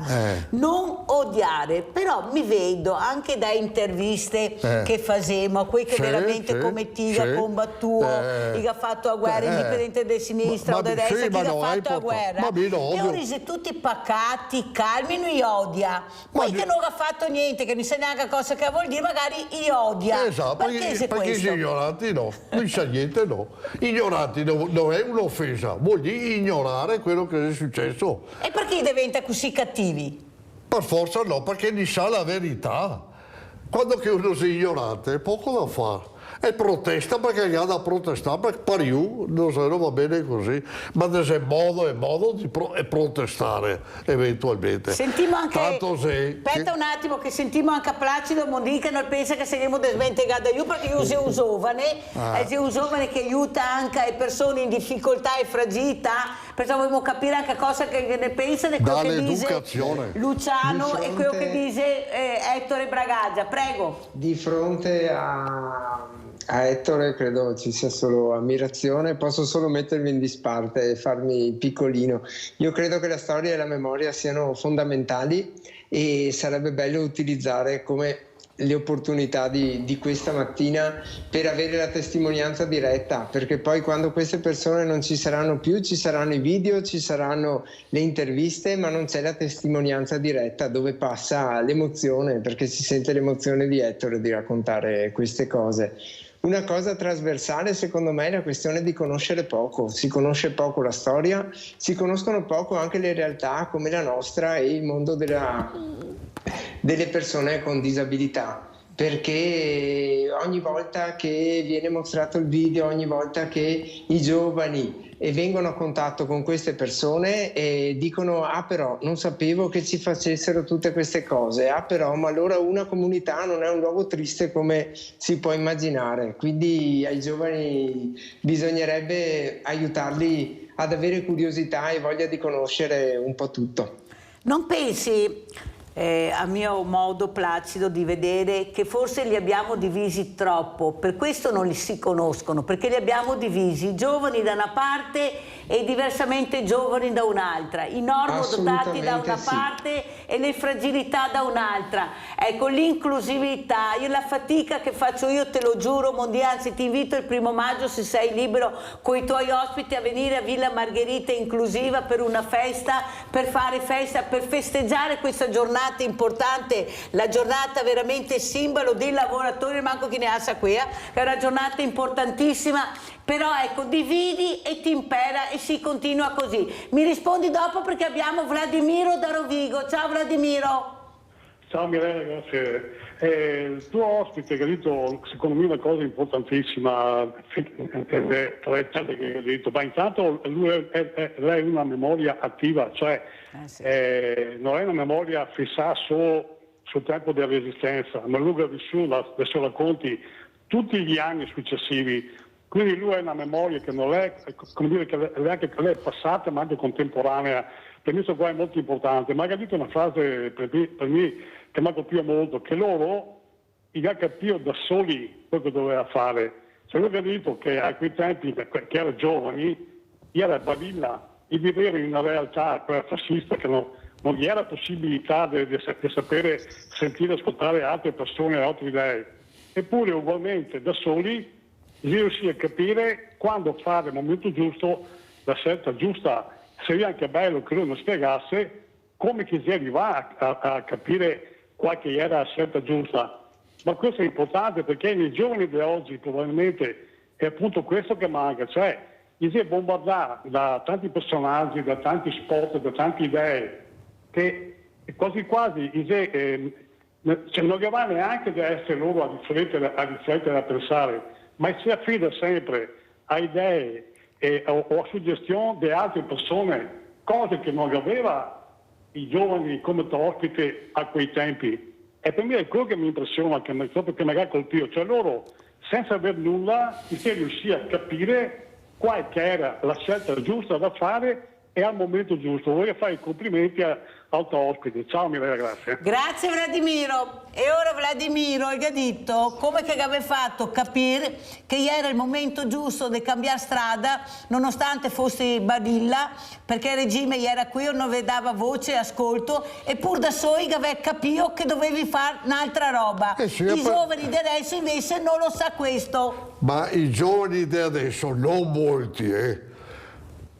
qualche mettevo a aiutarli, non so vero, via di seguito, dice in gamba, ma se no, te vedi, lì i morti che sei nella strada dei giovani, o per chi va a casa alle 2 di notte, o alle 3, con la macchina che corre e si copa, si abbandonai, certuni si abbandonai dai genitori, non sa neanche chi ha i fioi. Adesso va via con i cani, tanto che al posto dei fioi i compra cani, già vero? Ma i cani di stadrio, ma quanti fioi c'è che muore? C'è fuori di casa, c'è abbandonati da tutti. E a un bel momento trovo anche il gruppo di qui via qua a testa e va con questi, dopo va con gli altri. E intanto si diverte e via per ma i giovani di una volta come ieri, no, rispetto a questi? Erano più calmi, erano molto più calmi. Mi ricordo, non so, la nostra soddisfazione qua era da giovani, no? Certo di dire da ebiti? Da suonare i campanei. E dopo chi è? E ora cantiamo sono tornate a fiorire le rose, Lazzaroni, la Fosea. Quella era la soddisfazione nostra, ma non siamo mai permesso di fare certe cose. Quando che si montava in tram, era il tram, mi ricordo, non so, sedevano un anziano, un'anziana, te la sai passare al posto. Adesso che mi uso l'autobus, perché con la maculopatia non posso neanche andare in bicicletta, non so, se ne sei un tosato una tosa, è un posto, e se senta io, dove sei più come che era prima, non so, si accomodi via del seguito. Mi ancora, comunque in autobus, se sei una che ha il careo, te porto il careo, te lo porto su, se sei su, te lo porto su. Ma lo fa perché sento di farlo e anche cerco di educare qualcuno più giovane di far così con gli anziani o con le anziane. Ma noi siamo tutti così, che siamo anche bravi tosati, dai, siamo anche bravi tosati, noi siamo tutti così. Ma qualche di Dio, te si ingamba, o se no entro in autobus, qualcuno si alza, no, grazie Dio, sono ancora giovane. Resto in piedi, ma lo ringrazio. Perché è educato, ma quanti sei che mi coentro in auto, pseudo l'autista, coentro, buongiorno, quanti sei che risponde? No, poi ti dice anche grazie che ti dice buongiorno, già vero? Ascolta Ettore, ma una roba importante, dice, i genitori, a famiglia, se colpa sua, come che ti dici, ti però tanti non ganano anche i genitori, a scuola fa quello che può fare, però i valori, le radici, i valori che ognuno di noi dovrebbe avere dentro. Io vedo nel mondo del volontariato, anzi voglio raccontare, perché aspetta, ieri sera che avevo fatto una riunione con l'EMPA, Ente Nazionale Protezioni Animali, a Villa Margherita, e ieri tutti giovani quei cani, te garazonti e i gatti, cioè l'amore per l'animale non che resta altro, i nonni che portai via, perciò se anche si riversa, perché non è vero che sei così sensibile, o sbaglio Placido? È vero, e abbiamo avuto l'occasione noi di conoscere alcuni giovani che davvero sono eccezionali e sensazionali. È stato toccato un punto importantissimo, l'esempio è fondamentale, perché poi anche i giovani fanno quello che vedono fare e quindi l'esempio che diamo è importante per le persone che vivono qua, ma è importante per tutti. Senti Placido, noi abbiamo visto piuttosto non poche realtà dove questi diversamente giovani, specialmente fragili, indifesi, vengono maltrattati da personale sanitario. Ecco, qualcuno è contrario alle telecamere, qualcun altro dice benedette telecamere, io le metterei dappertutto. Ma come si fa a essere così crudeli e come si fa a dire non sapevo niente, non ho visto niente? Io frequento, come dice Ettore, queste strutture e mi sembra impossibile che nessuno abbia abbia visto e sentito e visto niente. È impossibile non vedere e sentire. Ecco, questa omertà anche tra personali, cosa vuol dire? Perché veramente fa male vedere queste cose. Sfidami che dopo Ettore dice quanto ben sto a casa mia, mi sono anche se non le vedo. Prego Placido. È impossibile non vedere niente e io credo che in realtà dove succedono queste cose non vengono nemmeno ascoltati gli utenti, perché gli utenti poi sono delle cartine tornasole che ti raccontano cosa succede. Anche chi non riesce a parlare, anche chi non riesce ad esprimersi magari con le parole, riesce a raccontarti quello che succede. E anche noi saremo per telecamere dappertutto, perché assolutamente non è pensabile che succedano queste cose al giorno d'oggi. Grazie per quello che hai detto Placido, mi fa molto piacere, spero se tu riesci a venire con i tuoi ospiti il 1° maggio a bere una biretta o mangiare un dolcetto assieme a noi, visto che parliamo di inclusività sarei proprio felice. Ho visto che te ha portato un fazzoletto là, che fazzoletto che tu portà? Cosa sei? Associazione Volontari della Libertà. Cosa vuol dire? Come? Che fu per dire che sono partigiano, no? Faccio parte dell'Associazione Volontari della Libertà e dopo c'è l'ANPI, ente nazionale partigiani italiani. Partigiano o patriota? Partigiano e patriota, fa quello che vuoi. Una volta diceva patriota quello che non ha collaborato fino all'ultima e poi ha partecipato e basta. Partigiano è anche quello che sta in montagna. Ad esempio, ecco, a 17 anni e mezzo, sono andato con la brigata Mazzini. Ad esempio, dopo sono andato con la brigata Tolon, che era sopra Revine Lau, e prima ancora ero col battaglione Treviso, repubblicano. E dopo con la brigata Treviso, che era, come si chiama, DJ Tognana, che era presidente della brigata. Ad esempio, sempre. Senti Ettore, ma il tempo passa, ma la storia non insegna, perché vediamo sempre guerre, tantissime guerre nel mondo, tantissimi dittatori. Ma allora come mai sempre sto business per occupare, per impossessarsi sempre di più di tutto e di più, non che basta mai niente, si chiga tantissimo. Sì, aspetta che finisco poi mi rispondi. Perché il mondo e la ricchezza si ma a pochi, a maggior parte ma ora ancora di fame, di sé, di tutto. Secondo te perché la storia non insegna pure la famiglia anche a questi o no? Perché vivendo in questo mondo qua dei ladri, dicevano che ne c'è tanti ladri, no? Dopo ti accorgi che io c'ho il tizio che c'ha 40 anni, 40 anni, che stamattina non so, 154 anni che c'ha anche qua nella nostra zona, no? Vabbè.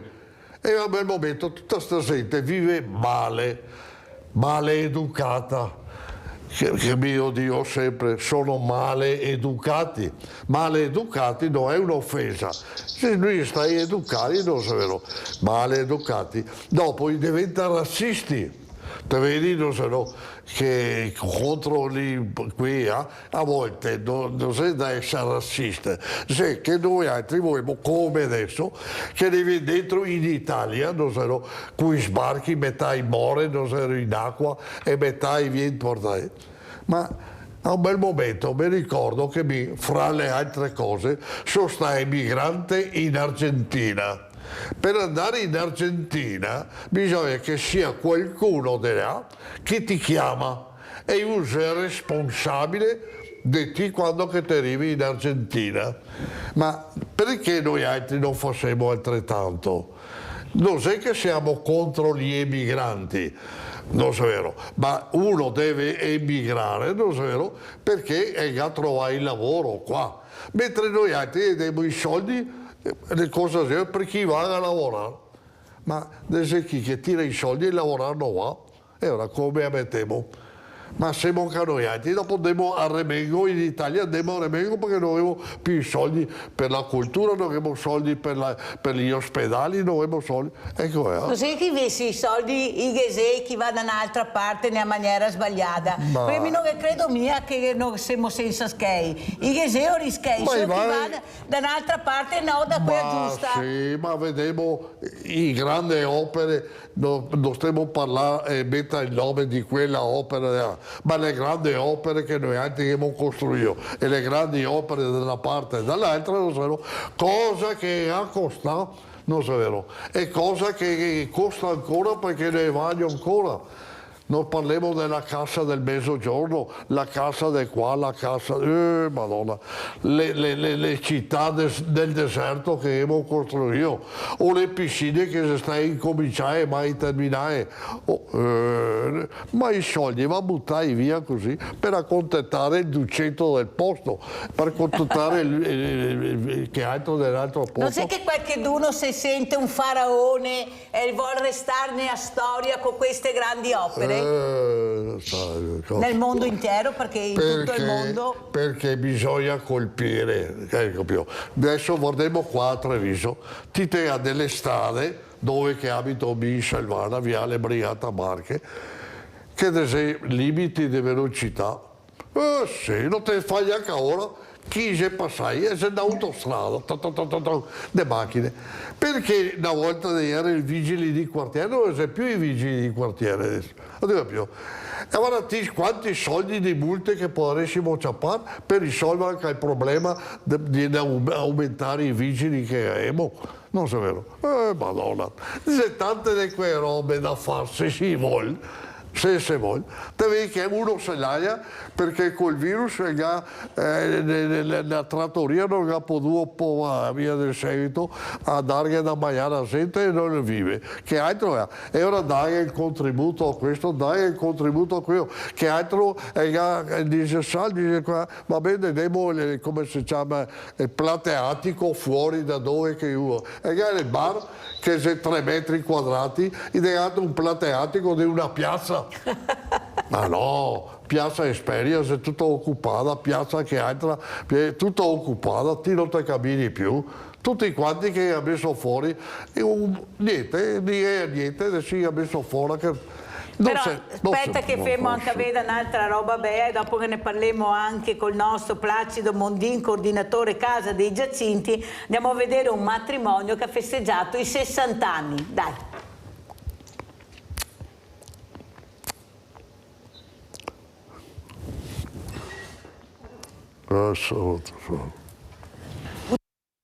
Intanto volersi bene, rispettare e anche bisticciare, perché dopo si fa pace. Era il 27 aprile 1963. Nella chiesa di Santa Maria del Rovere, Linda Zottina e Pietro Bombacigno convolavano a nozze. Intorno a loro i familiari più stretti. Chissà se il giorno del sì si sarebbero immaginati di arrivare a tagliare il traguardo dei 60 anni di matrimonio. Più di mezzo secolo vissuto l'uno accanto all'altra. 10 anni trascorsi a Bari, paese natale di Pietro, poi il ritorno nella Marca. 6 figli, 10 nipoti, 3 pronipoti e un quarto in arrivo. Tanti momenti belli, alcuni dolorosi, ma che sono sempre riusciti a superare sostenendosi a vicenda. Linda ricorda molto bene il primo incontro di 61 anni fa, quando lui stava facendo il militare alla base Cadorin e lei era una giovane ragazza di 19 anni. Eravamo al cinema, lui è entrato dentro con amici e ha trovato un posto libero vicino a me e ci siamo guardati, va bene. Dopo ha cominciato a fare il piedino ed io con la scarpa di vernice nera ho detto: stai fermo? Ha detto: ci sta, questa qua. All'uscita dal cinema Pietro non riesce più a vedere Linda, ma non si arrende, intenzionato a ritrovarla. Se è destino la troverò ancora, e infatti la troverò dopo, un'altra volta. E il destino ha portato Pietro fino a Porta Calvi, dove Linda aiutava i genitori nel negozio di frutta. Da quel momento non si sono più lasciati, per entrambi un vero e proprio colpo di fulmine. Al momento, quando è venuto al cinema, l'ho guardato e ho detto: un bel ragazzo, sì. Poi, la figura come si chiama? Del militare tira sempre. Appena vista, ho detto: questo è per me. Tra fiocchi bianchi, palloncini e confetti, Linda, oggi 81enne, e Pietro, 83 anni, celebrano le nozze di diamante, circondati dalla loro numerosa famiglia. Thomas, come sono questi nonni?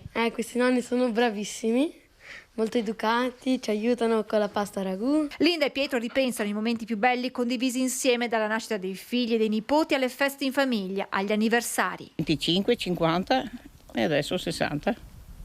Siamo arrivati. Nozze di diamante!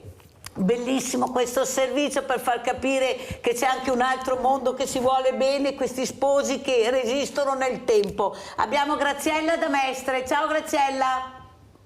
Ciao Mirella, guarda, mi sto godendo questa puntata qua meravigliosamente proprio, perché io oggi ho 750 anni di matrimonio. Bellissimo. Quindi guarda, veramente grazie Mirella e grazie al suo ospite che è meraviglioso. Ciao Mirella, buona giornata. Complimenti anche a te Graziella per questo matrimonio che dura, a tutti i matrimoni che riesci a durare nel tempo, cosa non facile, ma ci sono. Allora sentiamo anche Placido Mondin, ecco, questi matrimoni, questi diversamente giovani, ecco, ricordare anche la gioventù, la memoria, ecco, la memoria, far rivivere la memoria anche con queste feste, con questi ricordi, le foto importantissime. Prego. È importantissima la memoria, anche con le persone che vivono in casa dei giacinti, recuperare i ricordi, far ascoltare la musica che ascoltavano una volta, anche se poi non sono anziani, però comunque questo aiuta. E sentire il profumo di una torta appena fatta in cucina, sono tutte emozioni che fanno tornare alla mente dei ricordi delle persone che vivono qui con noi. Perché alcune persone poi hanno problemi di memoria perché hanno fatto degli incidenti o ci sono dei problemi, e quindi la memoria è fondamentale. Hanno detto una parola bellissima che è rispetto, e secondo me se ci fosse rispetto da parte di tutti a tutti i livelli, la società e la vita sarebbe migliore. Però quello che ho notato è anche quello che ha detto questo bambino, questo ragazzino. Ha detto: sono molto bravi, sono educati e ci insegnano anche la pasta a ragù. Capite bene che quel ragazzino là difficilmente diventerà uno scalmanato, un bullista, un piccolo che farà parte delle baby gang, difficilmente, perché ha dei punti di riferimento. Dove vado adesso? Vado a trovare i nonni che mi insegnano a fare la pasta e ragù, o sbaglio? Speravo, non so, dal mio nipote, di avere una grande soddisfazione quando era CEO, portavo da Porto, Madonna. E adesso ha 30 anni e mi ricordo che quando veniva a trovarmi, che abitava a Attacca, che era ancora viva mia moglie: ciao nonna, ciao nonno. In 30 anni che ha imparato a dire ciao nonna e ciao nonno. Questo è il mio nipote. E sì che te che insegna bene? Madonna. Ho scritto la mia storia, la gaioletta, non sa neanche niente, e suo nonno, la vita che ha fatto il nonno. E cosa ho avuto che fare? Ascolta, ma figlio di chi sei? Ho detto figlio o ho detto figlia? E sì, a tua figlia che non ha insegnato qualcosa o tua figlia? Che differenza che c'è? Il carattere così, no? Ma chi è sono io? Ah, non so, niente, né a me né a mia moglie. Mio figlio è come me e come mia moglie. E tua figlia?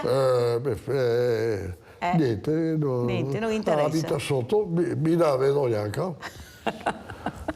No, brava per quello, perché ha sempre lavorato, ha incominciato ad andare in casa di ricovero, lavorare in principio. Madonna, dalle donne via a fare le pulizie, dopo si andava in ospedale, sta finché si andava in pensione, se no. È stata dall'oculistica molti anni, no, per il lavoro perfetto e tutti devono bene, però sul lato così ha un carattere, anche da giovane quando era putea, sempre vispa per quello. Mio figlio è sempre stato, e mio figlio è andato in pensione 2 anni prima per stare meglio a me. Ecco, vedo, ora che non ti si adesso c'è casa che mi aspetta. C'è casa che ti aspetta. Che mi porta a mangiare, no? Dipendo da casa, come si chiama, Zaivani, perché nella zona di Selvana dipende da Zaivani. Chi porta a casa? E mi porta a casa pasto, e pago 9 euro il pasto. Allora, come ci saluta Placido Mondin, e salutiamo tutti gli ospiti di questa casa dei Giacinti di Volpago del Montello che ci stanno guardando. Ciao e grazie, siete bravissimi, ve lo dice Mirella e anche Ettore, anche se deve ancora venire a trovarvi, ma venirà. Allora Placido, come ci saluti? Beh, sì.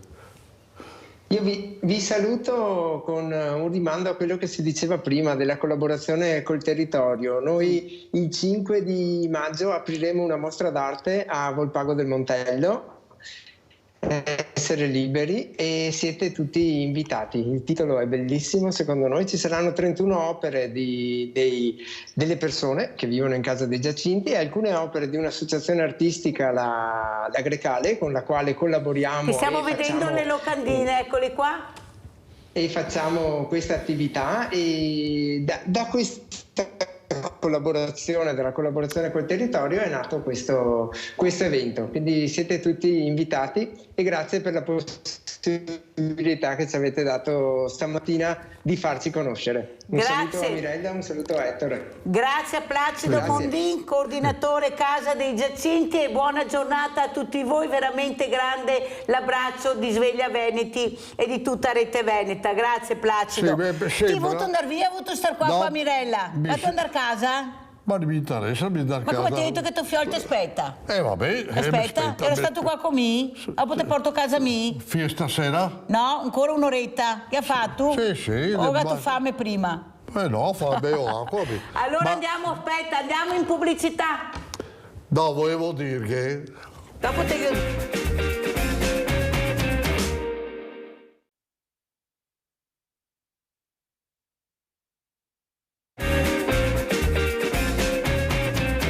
E vi presento altri graditi ospiti. Abbiamo in presenza l'avvocato Antonio Ferrarelli, che poi si presenterà perché è un ospite importantissimo che sta cercando di far volare il turismo con le nostre spiagge meravigliose, ma qualcuno riesce a vedere Rimini, non so perché, l'Emilia Romagna. Noi il Veneto cosa facciamo? Ne parleremo questa mattina perché abbiamo delle spiagge meravigliose, comuni uniti. Ma sentiremo, abbiamo anche l'avvocato, il professor Alessandro Minello, economista, perciò parleremo anche di economia. È rimasto con noi il grande Ettore Bragaggia, con una mente lucida e una memoria non opaca di sicuro, ma trasparente e vivace. Ma io vorrei proprio parlare soprattutto con l'avvocato Antonio Ferrarelli, presidente di questa fondazione importante. Si presenti. Buongiorno a tutti, io rappresento una fondazione fatta di imprenditori prevalentemente del settore turistico, ma non solo, che hanno pensato di dare un contributo a questo nostro paese fornendo delle proposte che facciano crescere il territorio e consentano agli amministratori di stare più vicini ai cittadini e a chi il territorio lo vive, perché molte volte la politica si è allontanata. Siamo nati nel 2013 quando c'era la protesta dei forconi a suo tempo e abbiamo detto: anziché protestare, proponiamo, cioè dalla protesta alla proposta, perché l'unico modo per poter fare qualcosa è dare delle idee, mettersi a disposizione con delle iniziative e con delle proposte. Ricordiamo che la fondazione avvocato che lei rappresenta questa mattina. Sì, la fondazione Think Tank Nord-Est, che è nata su iniziativa di un gruppo di imprenditori e da Giuseppe Bortolussi, l'ex segretario della CGA di Mestre, che li ha messi insieme proprio per questa ragione qui, per dare una voce anche a loro che fosse una voce importante. Ci siamo occupati principalmente di burocrazia, abbiamo fatto un progetto insieme al professor Cottarelli per cercare di eliminare alcuni punti che bloccano imprese e cittadini nella quotidianità. Abbiamo fatto un libro che si chiama 90 piccoli passi, è stato presentato sia al ministro Dadone prima, poi a Brunetta quando è diventato lui ministro della funzione pubblica. Abbiamo fatto degli studi sulle fusioni di comuni, che è un altro tema che consentirebbe al territorio di essere più agevole, di poter lavorare, raggiungere progetti più facilmente perché avrebbe finanziamenti e uno sviluppo più omogeneo, perché anziché fare 2 zone industriali in 2 comuni ne fai una per tutti, per esempio.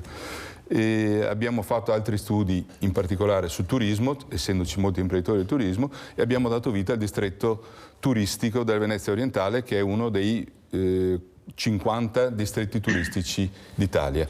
Allora, prima di dare la parola al professor Alessandro Minello, perché questi imprenditori ce la mettono tutta per far girare l'economia, un'economia che stenta a decolare, anche se qualcuno dice che non è così. Sentiremo la verità vera dal professor Alessandro Minello, ma devo dare la parola a Sebastiano D'Abano, se no mi cade la linea. Vai Sebastiano!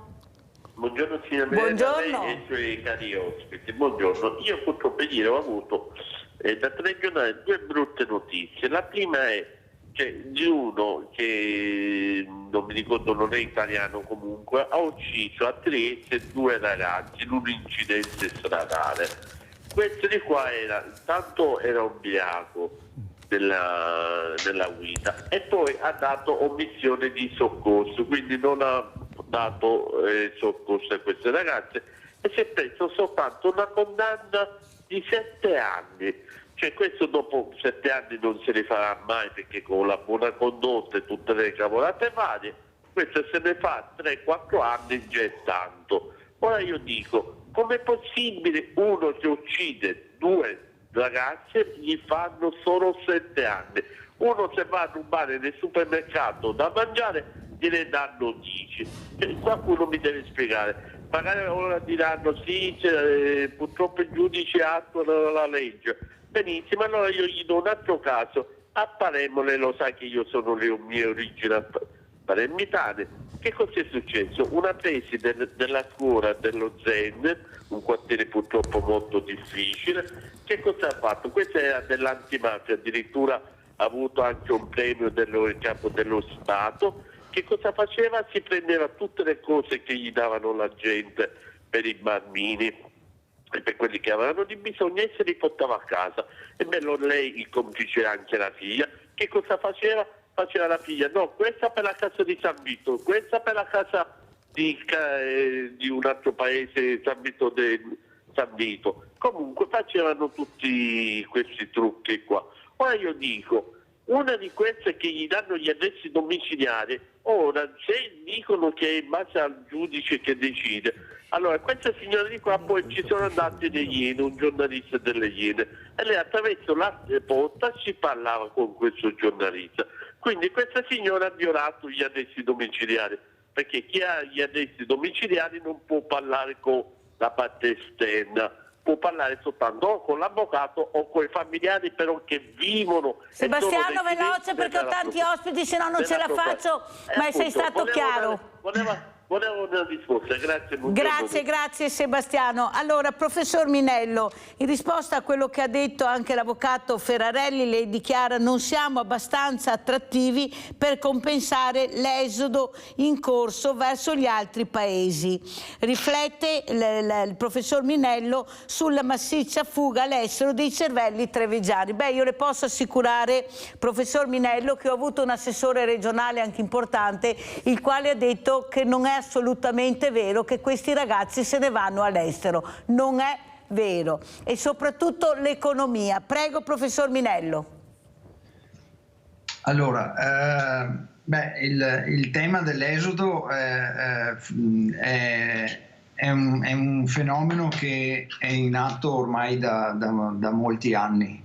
Negli ultimi anni però ha avuto un cambiamento, nel senso che ha accelerato e soprattutto ha riguardato i ragazzi mediamente più scolarizzati, in particolare i nostri laureati. Quindi diciamo che questo è un fenomeno che risale almeno a una ventina d'anni fa dell'immigrazione dei giovani, e per certi aspetti l'immigrazione dei giovani è una caratteristica che riguarda comunque tutti i paesi europei per rimanere in Europa. La differenza è che mentre negli altri paesi europei, a fronte di una circolazione delle persone, dei giovani che si spostano, esiste anche una attrazione di giovani dall'esterno, penso all'Inghilterra, penso all'Irlanda, penso all'Olanda, alla Germania, alla Francia. Nel nostro paese l'attrazione, che pure c'è, non è sufficiente a controbilanciare le uscite. Quindi noi ci troviamo che negli ultimi 5 anni 5-10 anni ci sono stati, al netto delle entrate, circa 40.000 fuoriuscite, soprattutto giovani e soprattutto anche laureati per certi aspetti.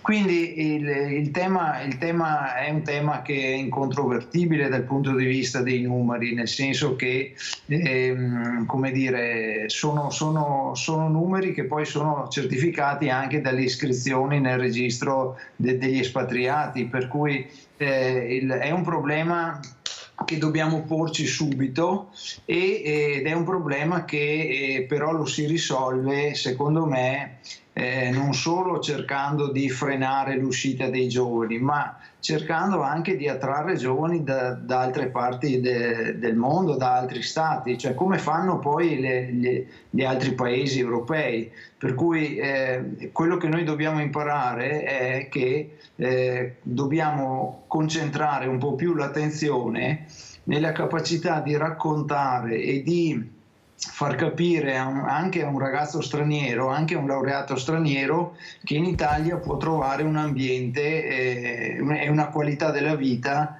utile a fargli fare un'esperienza, che poi potrebbe non essere un'esperienza, come dire, per tutta la vita, ma un'esperienza utile nel suo curriculum professionale. Noi spesso invece che cosa abbiamo fatto fino adesso? Abbiamo cercato di frenarne l'uscita, oppure in taluni casi di far rientrare i cosiddetti cervelli in fuga. I risultati dell'uno e dell'altra politica sono stati deludenti, nel senso che il freno non ha impedito ai ragazzi di uscire e il rientro dei cervelli si è limitato a poche diciamo, decine di unità, se vogliamo considerare questo rientro. Professor Minello, mi scusi, l'avvocato Ferrarelli però spiegava molto bene che loro ce la stanno mettendo tutta anche come imprenditori per cercare di far girare l'economia investendo. Allora c'è qualcosa che non torna, mancano i giovani, ma ci sono? Oppure cominciamo a sentire la denatalità che sta arrivando? Perché quelli che ci sono studiano, altri sono andati all'estero perché qui non trovano lavoro o non riescono a essere rispettati nel loro studio che hanno fatto con paghe veramente misere. Vorrei sentire anche cosa ne pensa l'avvocato Ferrarelli. Beh, sul problema dei giovani, in particolare sul turismo, c'è una grossa difficoltà perché non ci sono ruoli adatti a quello che loro vogliono fare, ma c'è una cultura di base che è difficile da far accettare loro. Cioè quei lavori che il turismo richiede, in particolare gli stagionali, i giovani non li vogliono più fare, questa è la verità. E c'è inevitabilmente il problema della denatalità. Ci sono meno giovani sul mercato, meno giovani che hanno bisogno di lavorare, meno giovani che hanno voglia di fare certe esperienze lavorative. Perché non è che uno deve fare cameriere stagionale a vita, però è un'esperienza che ai miei tempi, io ormai sono vecchio anch'io, si faceva volentieri per avere 2 soldi in tasca. Mi scusi però, fare... e poi vorrei sentire, sì. E poi sentiremo anche Ettore Bragaggia. Però, avvocato Ferrarelli, una volta si facevano i camerieri, però vitto e alloggio erano cioè non li pagavi. Adesso io mi trovo ragazzi, mi dice Mirella, ma mi danno 1.500, anche 1.700 euro al mese, ma ne pago 600-700 di affitto, come faccio io a vivere? Cosa mi porto a casa a fine, quando ho finito questo lavoro stagionale? Cosa dice Minello? Io ho avuto anche un assessore del Friuli che ha detto forse dovremmo rivedere anche questi stipendi perché non vanno bene, cioè sono affitti carissimi, questi ragazzi si devono pagare tutto, alla fine tanto lavoro, pochi soldi, o sbaglio, professor Minello? Allora, i salari sono un tema importante che giustificano, diciamo, una parte delle uscite e una parte delle motivazioni per cui i ragazzi vanno all'estero. Noi abbiamo sempre pensato che fosse il differenziale salariale ad attirare i ragazzi all'estero. Io anche di recente ho incontrato tantissimi giovani italiani all'estero in occasione di miei viaggi per lavoro e vi assicuro che i ragazzi che sono all'estero, solamente una piccola parte è andata per il contratto di lavoro o per i salari. E mi spiego subito. Molti fanno appunto camerieri all'estero, in bar normali, in pub, in bistrò e sono pagati circa 200-300 euro a settimana più o meno, quindi arriviamo sui 1.000 euro al mese. Con quei 1.000 euro al mese devono vivere nelle loro città dove vanno. Voi pensate cosa significa vivere a Londra, a Dublino, a Bruxelles, a Parigi e così via. Quindi sono costretti a trovarsi comunque un alloggio condiviso fuori sede e fare il pendolare per andare a lavorare. Eppure lo fanno, sono lì da mesi e quindi la mia curiosità mi ha indotto un po' a parlare con loro e a capire perché non possono farlo in Italia questo lavoro. Allora lì si entrano su altri temi, per esempio loro vanno all'estero spesso per imparare la lingua inglese e questo è un elemento importante. Ritengono che l'inglese sia fondamentale per il loro sviluppo della carriera. Poi vanno all'estero alcuni per anche le formule contrattuali, anche se bisogna riconoscere che un contratto a tempo indeterminato all'estero non ha le stesse garanzie che ha qui in Italia, per cui su questo si potrebbe anche poi entrare più nel dettaglio. Poi vanno all'estero perché trovano un ambiente generalmente più attraente in termini di tecnologia, per esempio, quindi tutte le strutture usano molto la tecnologia. Pensiamo, per rimanere nel contesto odierno dei bar, dei ristoranti, degli hotel, all'estero praticamente il 90% delle attività di queste strutture sono digitalizzate. Si pensi che, non so, a Dublino chi suona lungo la strada, quindi le street band, raccolgono le offerte tramite bancomat, per esempio. Quindi la tecnologia è presente e loro sono immersi nella tecnologia. Poi c'è un altro elemento, che all'estero ci sono tantissimi giovani, spesso i loro capi, tra virgolette, sono persone che hanno più o meno la loro età e quindi loro intravedono anche la possibilità di una carriera all'interno del... Berlino è una dimostrazione, professor Minello. Sì. Io tutti i ragazzi che ho avuto ospiti, quasi tutti hanno soggiornato a Berlino e la vedono come una città meravigliosa per questo, proprio dove ci si integra incredibilmente. Ettore, tu sei andato in Argentina. Perché sei andato in Argentina? Sono andato in Argentina solo perché quando imparavo il mestiere, perché se non ti dice che vado fuori e via di seguito. Anche questa gente che va fuori, cosa va a fare? Va a fare qui i lavori che in Italia non vuol fare, hai capito? Tant'è quando io sono andato in Argentina dormivo nelle case in costruzione, hai capito? Mentre qua loro fanno quel lavoro là, perché dicono abbiamo perso. C'è gente che non ha mai lavorato, ha imparato un mestiere e allora va fuori e spera. Mi sono stato fortunato per il fatto, lo so vero, che quando sono andato in Argentina ho trovato la fortuna di cercare lavoro e ho trovato la fortuna di un grandissimo fotografo inglese che si era trasferito in Argentina con la moglie e i 2 figli giovani e ho imparato il mestiere là in Argentina. Là ho imparato, qua in Italia non avevo imparato niente perché sono gelosi qua in Italia da insegnarti il mestiere.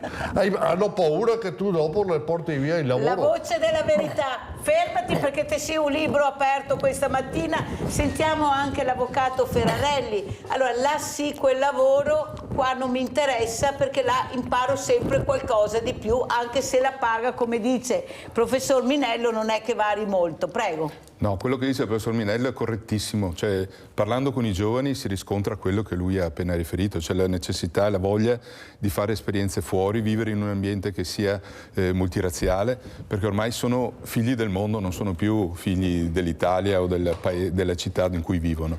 E anche qui io parlando con i miei figli dei miei amici, vedo che la volontà è quella di andare in città grandi e quindi loro starebbero a Milano, starebbero a Roma, non starebbero a Treviso, perché ormai la loro concezione è quella di avere 1000 opportunità, 1000 occasioni, al di là del salario. Ha ragione professor Minello, ci sono anche all'estero ragazzi non che fanno i camerieri ma che fanno stage con lauree magistrali che prendono 700-800 euro al mese e devono mantenersi.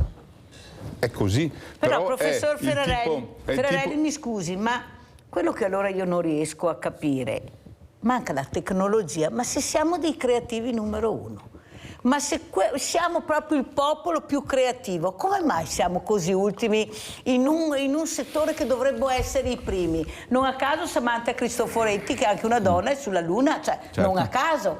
Come mai siamo rimasti così indietro? Eravamo la quarta potenza del mondo. Professore, ma e anche all'avvocato Ferrarelli, come si spiega questi ultimi posti che siamo arrivati? Perché veramente abbiamo delle menti illuminati incredibili, creiamo in tutto il mondo ponti di tutto e di più, prego. A me viene da dire due cose. Uno, ci sediamo molto sui risultati che abbiamo ottenuto e abbiamo poca voglia di cambiare le abitudini che abbiamo. Quindi entrare nel digitale e modernizzare è un percorso che viene fatto sempre lentamente dalle nostre aziende e nella nostra mentalità. Uno.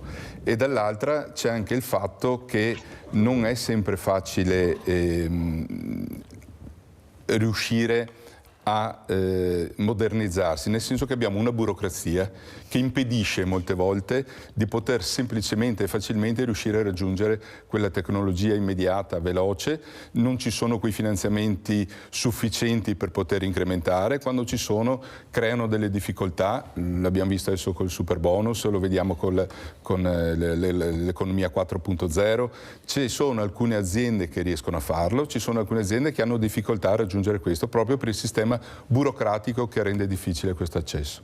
Però il sistema burocratico, professor Minello, è stato creato da qualcuno, è stato creato dai nostri burocrati, col permesso del Parlamento, perché è là che si legifera, o sbaglio? Sì, io apprezzo molto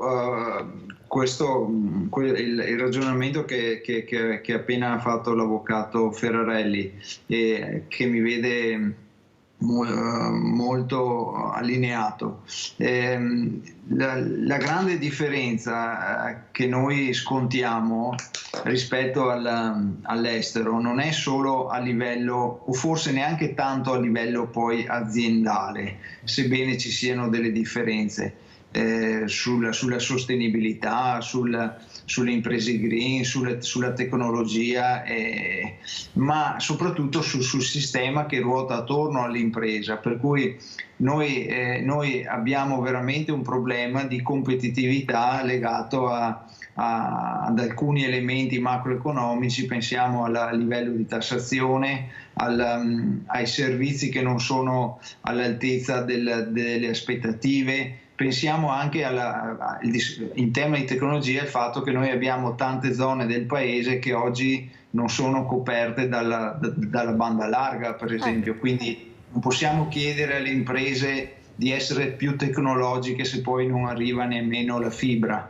Quindi ci sono alcuni deficit cosiddetti di sistema, del sistema Italia, che penalizzano l'impresa, ma al tempo stesso penalizzano anche i giovani, perché i giovani invece sono veloci, no? Quindi loro vogliono velocità, rapidità, tecnologia, cioè loro sono davvero diversi rispetto a noi.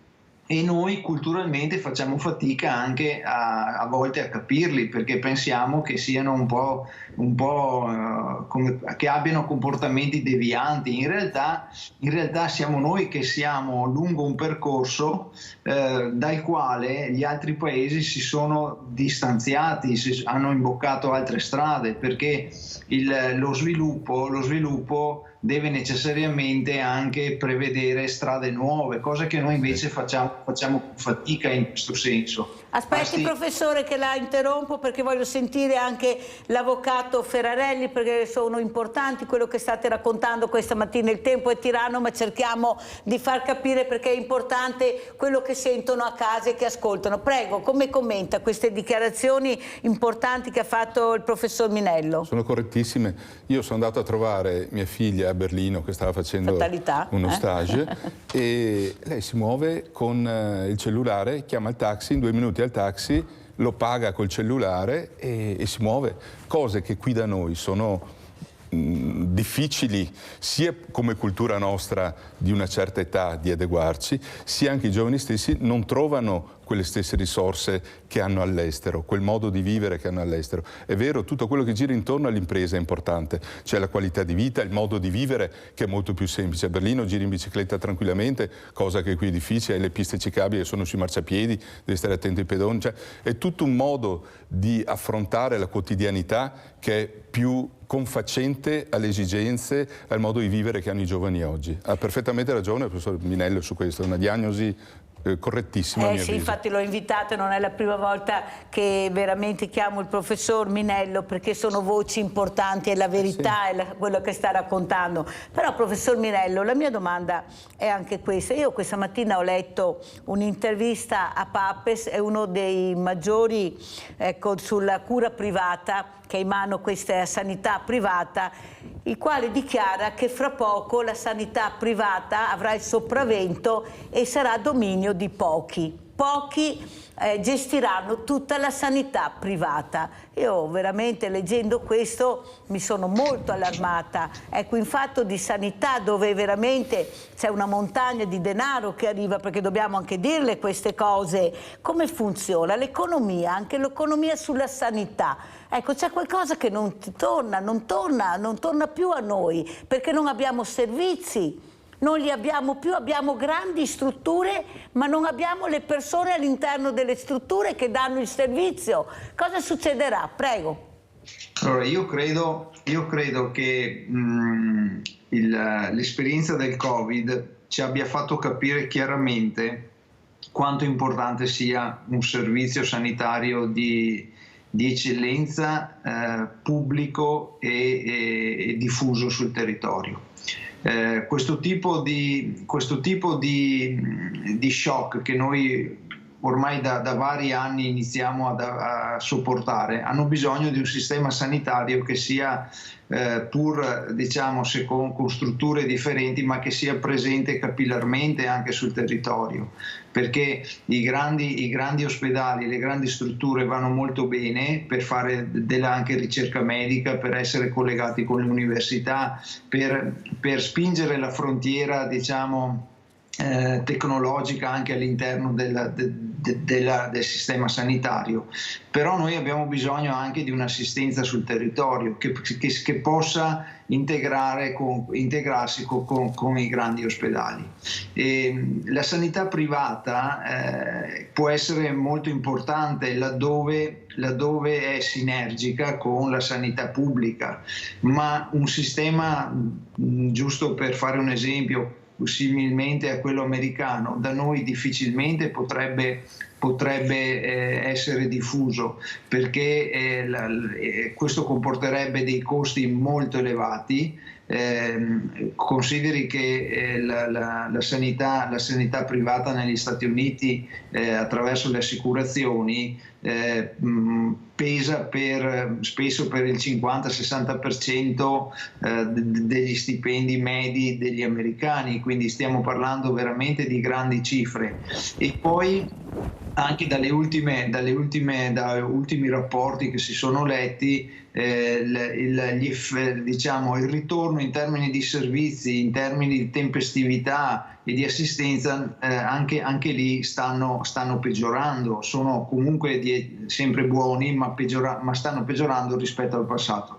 Per cui io non credo che il nostro paese abbia un futuro solo privato nella sanità per tante ragioni, in sostanza. Ecco. Quello che però va sottolineato, io vi faccio solo un esempio concreto.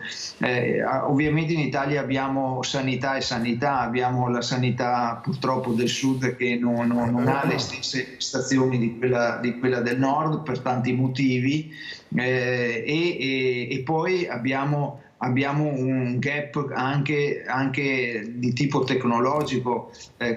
Consideri che circa 30 anni fa, io le faccio un esempio concreto, ero a Dublino perché ero visiting researcher a Dublino e mi ricordo ancora che allora esisteva già la telemedicina con i fondi finanziata con i fondi europei, per cui all'ospedale di Cork si faceva, un paziente veniva sottoposto a una tomografia assiale, la quale poi veniva trasmessa all'ospedale principale di Dublino, e lì c'era una struttura che analizzava i risultati della tomografia e trasmetteva in tempo reale le indicazioni e le procedure da seguire. Stiamo parlando di 30 anni fa. Noi ancora oggi qui in Italia abbiamo difficoltà in alcune aree a scaricare i referti online, per esempio. Sì, però mi scusi, devo interromperla purtroppo, professor Minello, perché vorrei sentire anche Antonio Ferrarelli, l'avvocato Ferrarelli. Ma allora la sanità no, la scuola no, il turismo. Noi dovremmo vivere di turismo. Abbiamo le più belle spiagge, abbiamo le montagne UNESCO, abbiamo i laghi, a 2 passi da casa abbiamo tutto, Venezia, Firenze, Sicilia, tutto. Abbiamo mostre fantastiche, musei chiudiamo alle 5 del pomeriggio, alle 17 a Venezia si chiudono i musei, treni non ce ne sono più fino a una certa ora. Capisce che il turista che arriva, non so, la bellezza se la ricorderà per sempre, però i servizi, scusi Ferrarelli, i servizi non è che siamo così attenti a quello che offriamo, o sbaglio? E sì, dovremmo vivere di turismo, perché basta vedere i numeri che abbiamo, vengono da tutto il mondo, il più bel paese. Allora, se vengono è perché apprezzano anche i servizi, perché il turismo è cambiato, adesso il turista vuole fare esperienza, non vuole solo vedere, vuole vivere il territorio, vivere i prodotti del territorio, scoprire angoli particolari, e i servizi si stanno adeguando a questo, si stanno adeguando sia dal punto di vista imprenditoriale di cosa offrono gli imprenditori e cosa offrono gli alberghi e le strutture ricettive, sia a livello pubblico con iniziative che mettono in campo i singoli sindaci, i singoli territori, sia a livello di eventi sia a livello di ospitalità e di percorribilità del territorio. Nuove piste ciclabili, panoramiche, faccio l'esempio quella di Cavallino che è a sbalzo sulla laguna. O Lignano Bibbione. O quella a lungomare da Bibbiana a Lignano con il passo barca per andare in Brussa, per collegare Bibbione con Lignano. Lei può partire a Lignano in bicicletta, c'è il servizio di barca che la porta fino a Marano e da lì a tutta la pista ciclabile fino in Friuli. Quindi ci sono queste esperienze che i turisti vogliono vivere. Ma non è successo questo, avvocato Ferrarelli, perché finalmente siete riusciti a far squadra? Perché purtroppo qua viviamo di campanili, guai. Questo è uno dei problemi che ha tenuto fermo questo territorio, ma è anche uno dei problemi che si sono posti gli imprenditori e i sindaci del territorio e che stanno cercando di risolvere. Hanno capito che se ci sono 22 milioni di turisti che vengono di presenze da metà maggio a metà settembre, non è pensabile che ce ne siano solo 1 milione da metà settembre a metà maggio, perché il territorio non offre solo spiaggia, non offre solo sole e mare, ma offre tantissime altre cose, dalle lagune alle colline, ai prodotti enogastronomici, alle mostre, ai siti archeologici. Basta solamente far conoscere quello che c'è, non occorre inventare tanto di nuovo, basta far conoscere, ed è quello che come fondazione collegata con il distretto turistico stiamo facendo, perché dobbiamo dare reputazione e notorietà a questo territorio, perché non ci si fermi, come ha detto lei prima, all'Emilia Romagna, che non ha nulla in più rispetto a quello che ha il Veneto. Io ho avuto anche il presidente di Film Commission, Alessandro Martini, che anche loro ce la stanno mettendo tutta. Però perché si fa così fatica, professor Minello, quando abbiamo tutto nelle nostre mani? Basta solo comunicare nella maniera giusta, informare nella maniera giusta. Ma riusciamo a fare almeno questo o anche qua siamo impediti da qualcosa? Prego professore, veloce perché devo poi lasciarla. Velocissimo. Allora, È un problema culturale che noi abbiamo. Lo diceva bene il dottor Ferrarelli, l'avvocato Ferrarelli, quando diceva abbiamo timore che poi scoprano i segreti di ciascuno, eccetera. Collaborare specialmente in Veneto non è sempre stato facile, in tutti i settori, in tutte le aree, e l'individualismo è stato per molti anni e decenni anche un punto di forza. Oggi diventa un punto di debolezza l'individualismo, perché da soli non si può raggiungere obiettivi importanti. Da questo punto di vista la fondazione dell'avvocato Ferrarelli, ma anche direi molto l'attività che lei ha citato del dottor Alessandro Martini sono fondamentali per cambiare il racconto del nostro territorio. Il problema è proprio questo: dobbiamo raccontarlo assieme questo territorio, altrimenti se ognuno racconta il proprio pezzo, diciamo, si perde la visione d'insieme. E per un territorio come il Veneto, che certamente ha un punto di attrazione fondamentale che è Venezia, però ci sono tante altre luoghi e territori importanti, la sfida è proprio quella di raccontarli assieme. Sì, però capisce, di fare sistema. Professor Minello, che ho avuto un attore molto noto, Barbazza, che ha detto sono nato in Veneto, però se volevo diventare qualcuno ho dovuto andare a Roma, perché qua non ero nessuno. E sì, abbiamo Venezia a 2 passi dove arriva il mondo, però se vuoi diventare qualcuno devi andare a Roma, e io dico anche a Milano, perché io aggiungo anche Milano, perché è una vetrina non da poco, però qua nel Veneto facciamo fatica, questa è la verità. Però io vorrei far vedere, prima abbiamo parlato anche di giustizia, che invece la giustizia un po' alla volta arriva piano piano, ma arriva. Andiamo a vedere cosa ha detto la Cassazione, che riguarda proprio Media Nord-Est e il nostro grande ingegnere Giovanni Giannakopoulos. Andiamo a vedere questo servizio, la Cassazione, e poi sentiamo, e che saluto anche i miei ospiti. Stai bene? Bene. Ah, perfetto. Quello è più gente che lavora. Mi pagherei anche più di pensione. Il ricorso della Procura di Vicenza sul caso Bramezza è stato rigettato dalla Corte di Cassazione. La Suprema Corte ha ritenuto inammissibile la richiesta della Procura Berica, che aveva impugnato il provvedimento del Tribunale del Riesame, che aveva totalmente annullato l'interdizione dall'attività di editoria di Giovanni Giannakopoulos. La Corte si è espressa confermando nel più alto grado di giudizio quanto decretato dal collegio giudicante della sezione del Riesame ad appena un mese dall'interdizione emessa dalla Procura, ovvero che non emerge in alcun modo una qualche forma di minaccia né diretta né indiretta nei confronti del DG dell'U7 Carlo Bramezza per costringerlo a compiere un atto contrario ai doveri dell'ufficio o a omettere o ritardare atti. Questo si leggeva nelle motivazioni della revoca della misura interdittiva da parte del Riesame, che smontava una a una le accuse nei confronti degli ingegner Giannakopoulos. Una posizione molto chiara anche sui servizi televisivi, che per il collegio del Riesame non avevano carattere diffamatorio e anzi erano basati su di un innegabile interesse pubblico. Lo stesso interesse pubblico del quale non è priva la situazione personale di sovraindebitamento del direttore generale Bramezza, maturata in precedenti attività lavorative.